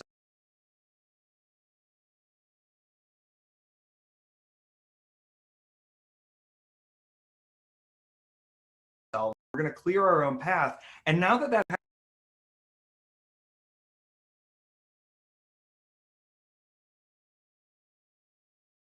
is starting to clear, it's apparent that a lot of companies are going to start gradually moving around. I always said that the reason WWE didn't do a lot more with the LGBTQ stuff wasn't because they were against it. It's really because they blew it with Billy and Chuck, got way more negative backlash than they're used to, and they love being in the press, but they never want it to be something bad. Instead of trying again, saying maybe we should try again and ask and say messed up, they were just even dip their toe back because the first time they did it, the water was cold.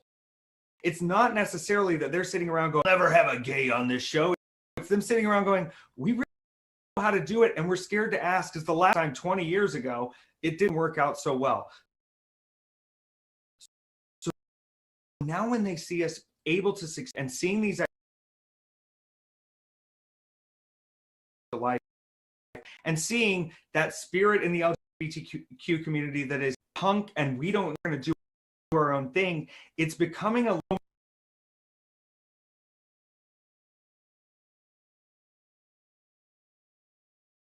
more exciting for them, a little more attainable for them, and they're seeing that it actually makes money. And now, with the ball back in our court, I hope over the next few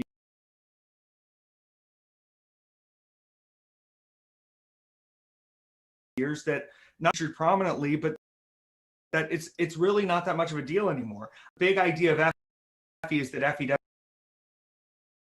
doesn't need to exist. That's where I want to get Effie to. When Effie doesn't need to talk with you and press the buttons and force the issues, then I'll disappear and I'll help kids out in the back and I'll do the other stuff I do, and I'll buy merch for new wrestlers so they can have a start. Let's get are not there yet. But as we continue to be loud, we want to see the other companies copying, to see them step to the plate. I joked with Jake Atlas because we had a long after our match, and I said, look, I can yell at the building from the outside. It makes sense for me to do that. The only change it are the people within the company who can force their hand and force their ear with their talent and their voice. And they're doing that. So I ask of you to at least give it a try and do it your way. I'm not asking you to do it with me. That is a more important thing that needs to happen. And we've got to force them to copy us, because it's apparent we have some pretty good ideas, and they tend to use them in different ways than I would, but things show up and things happen that are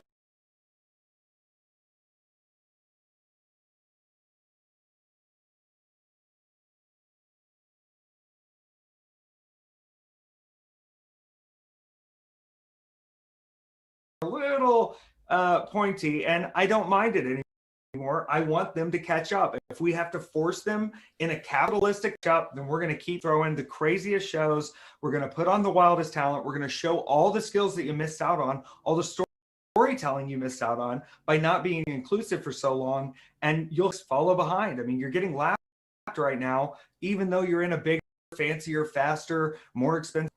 When you see them take things that you've done, do you see it as a badge of honor? Like if for example, WWE has used content ideas that I've had out there first, and I'm like, hell yeah, that means it was a really good idea. And they're like, oh, we can monetize this, we can maximize this. In my travels, I have met a lot of WWE employees, and inside the system, and this sounds very like diva of me, I think there's a general respect of what I'm doing, and I think there's a general excitement, and not just me, but about a lot of the stuff we're doing, typically voice day today, and they can't let out all the time. But the moment I figured it out, and this is the weirdest thing, and I'll give you a little hinter at the end, but I was doing a no-ring death match with Casanova Valentine in Orlando, Florida, and there was a lot of show and a lot of weird stuff happening. And I walked out for my match and I looked over and I saw one of the NXT coaches there standing on the back wall, paying attention, watching. And I left and I went back outside to try to catch it again, and they were already gone.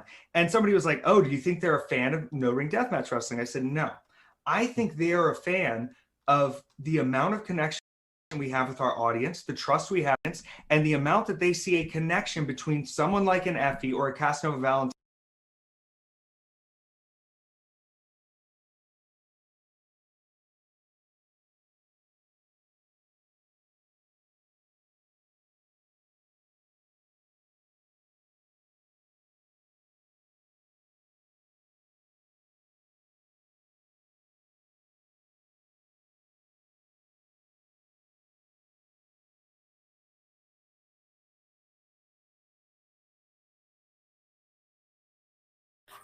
What did I tell you guys? What did I tell you? So you guys heard the whole thing.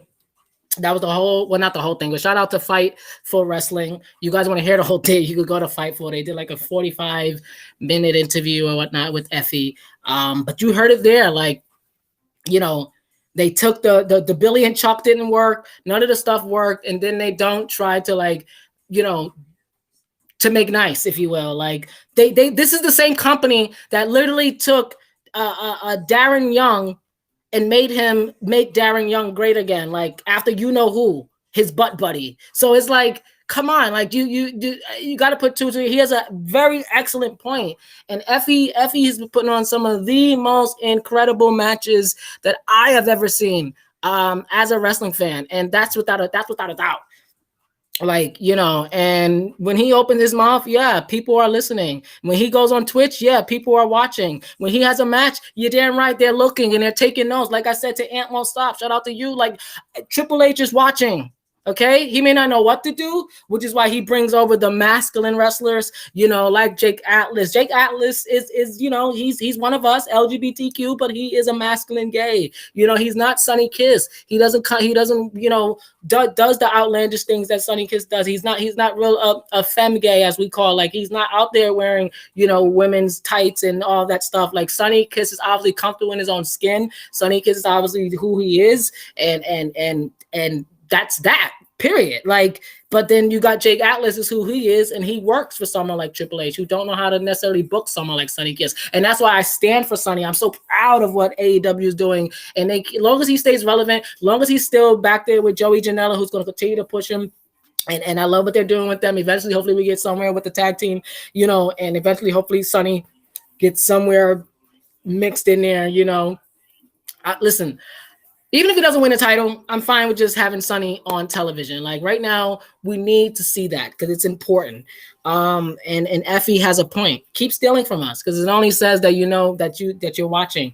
And I'm here for it. I'm here for it.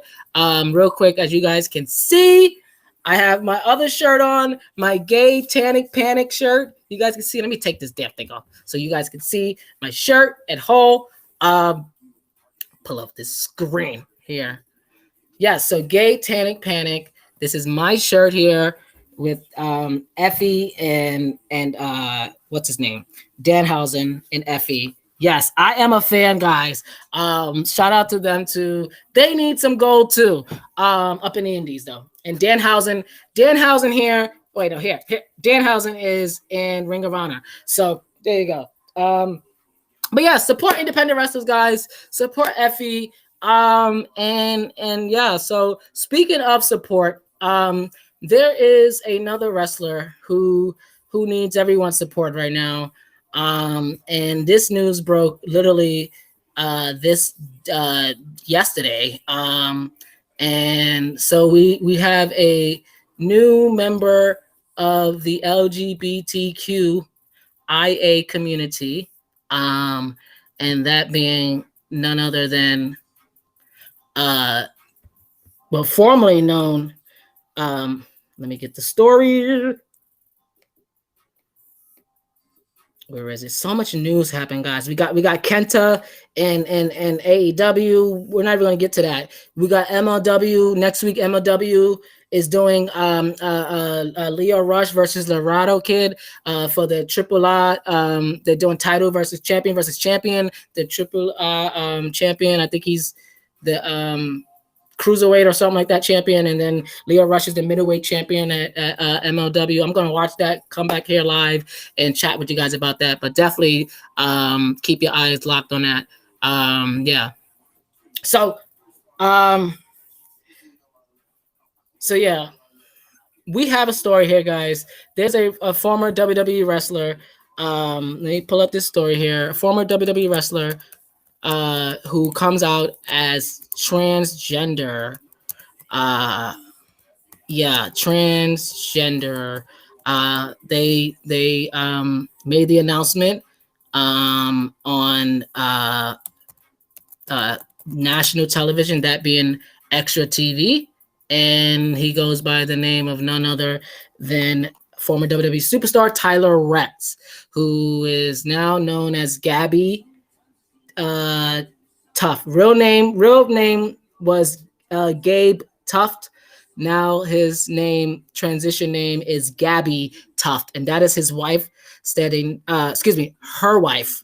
Sorry, her wife standing next to her. You see, guys, I just want a prerequisite too. Even as a gay man, it's still a learning curve. So I don't want people to think that, you know, when you meet someone who's trans or you come across someone or whatever, like you misspeak a pronoun, like it is, unless you're doing it intentionally to hurt them, then yeah, you're a jerk. But in just conversational pieces like I'm doing right now, and I slipped out, like that's a genuine mistake, and it happens. I'm still learning, and I have transgender friends, like, so, and not even just transgenders, non-binary, whatever it is, whatever pronoun that they go by, just respect that, period. So Gabby Tuft went on Extra TV and with her wife there, and they spoke about the issue that went down, and I have the full press release here. And the press release states here, let me see if I can get a better picture so you guys can see. And the press release states here, from Gabe to Gabby.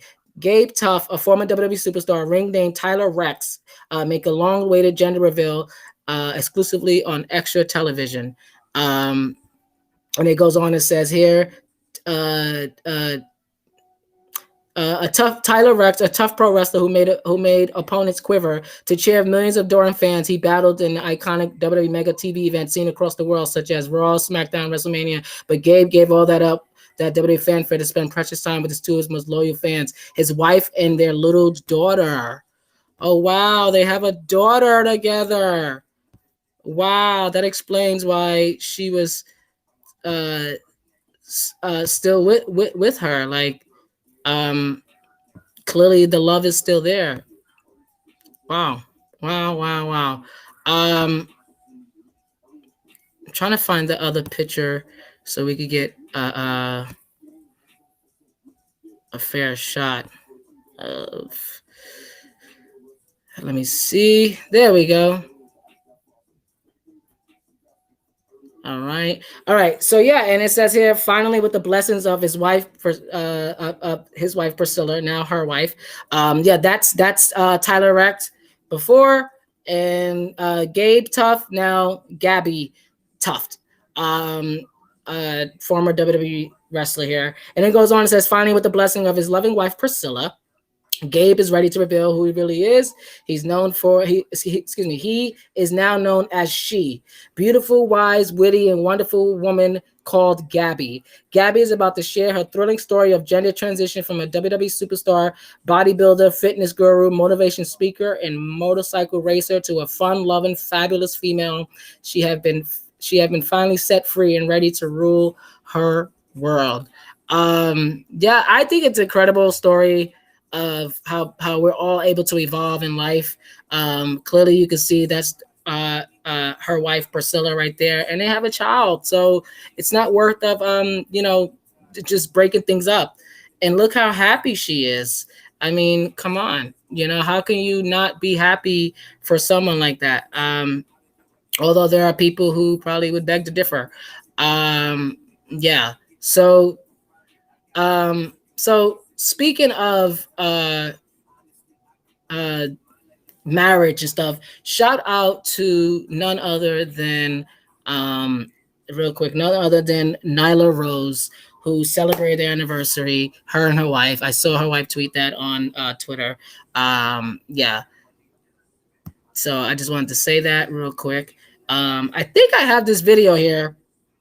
Let me pull this video up so you guys can see, because next week it's going down and I'm just tired of talking. So I want you guys to hear it from the horse's mouth himself. So let's take a listen to see what the man of the hour, the man will be the man of the hour in this house, Lio Rush. Let's see what he has to say, because apparently he's fighting someone by the name of Laredo Kid. Yeah, he's acting like he doesn't know who it is. And I think Laredo Kid wants to smoke, but Leo, he knows he don't want none.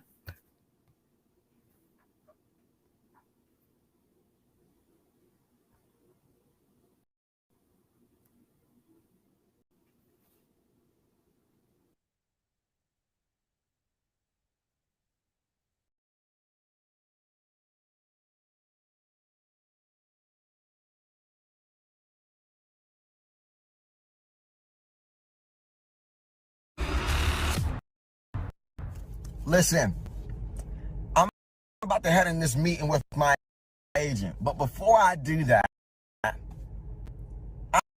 need to address some things. I need to address the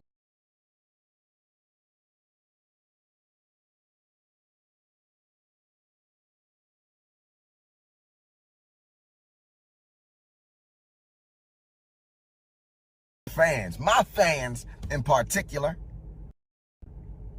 Some guy by the name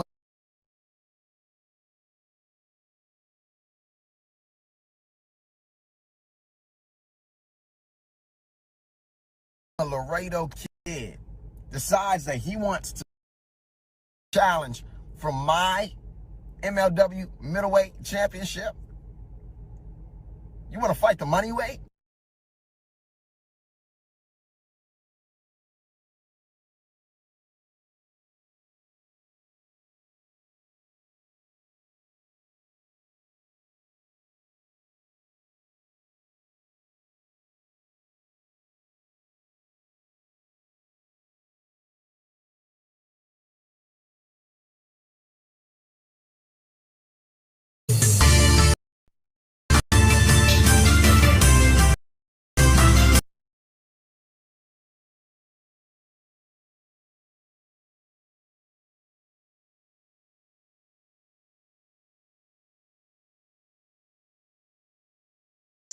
So right before we wrap up this crazy show, as you guys heard there, Lio Rush versus Laredo Kid. It's going down. It's going down. Two of the biggest stars, cruiserweight stars right now in America, going down. But it's also going down in New Japan. We'll be back here next Sunday, 10 p.m. I promise you, 10:30 we go on for a brand new episode of Sunday Night Wrestling. But before we go, what I want to do is I want to share a special clip here, because this is Black History Month, okay?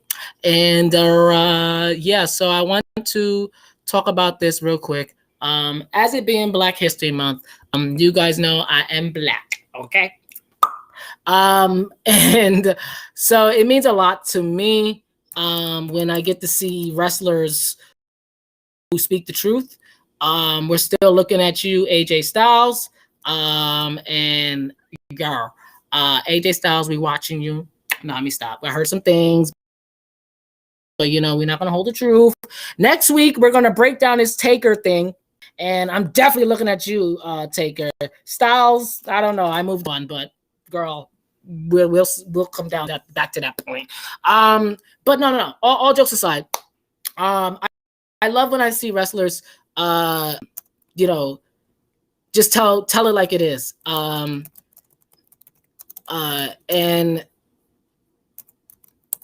I want us to take a listen to this clip here as we wrap up the show. And let me just write this in for you guys. Now this is an old clip, but it's still poignant to this day. And let me see here. Via Black Lives Matter. I'll talk. Okay. All right. Yeah, we're live. Well, we're a little everywhere, so it's crazy. Shout out to you, Restream. Okay, I don't know what that's about. I don't. All right.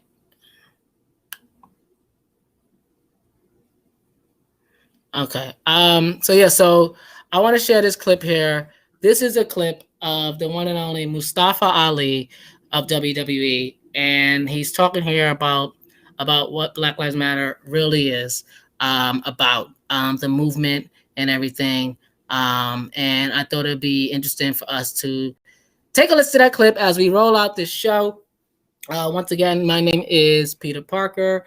You guys can follow me at EJP CEO Corner. That is my socials. And you can follow us at DTA Podcast. We will be back here next week for an all-new episode of Sunday Night Wrestling. I want to thank Ant Will Stop. I want to thank Suplex City Diva, a.k.a. Miss Mania, for coming through. Everyone came through, gave their topics. We had a long-winded show, but it was great. Great stuff. Can't wait to chop this up and put it back out there for you guys. You guys want to know more, like I said, follow us at DTA Podcast. Make sure to continue to check up DTAnews.info for more information. I'm going to do more of this WrestleQueer segments, giving gays more attention in wrestling. So stick around for that. I have some clips that I want to chop up too. So a lot of great things coming, guys. Stick around for all that here at DTA Podcast. Once again, I'm Peter Parker signing out, and let's take a listen to this clip about Black Lives Matter from the one and only Mustafa Ali. See you guys next week.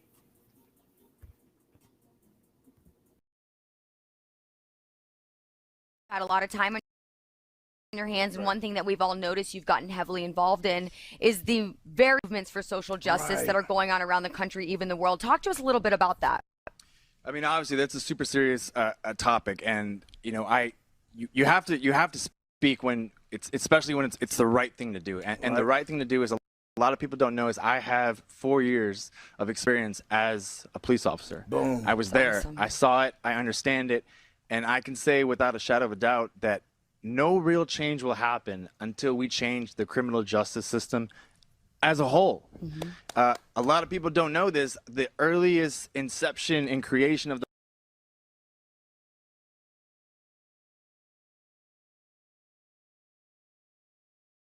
police department was actually based upon capturing runaway slaves. Boom. Like that's reality. That's mm-hmm. where law enforcement and the police department come from. So when you have something that's designed from its inception to target a certain demographic, a certain group of people, it's hard to shed ties of that. And the criminal justice system as a whole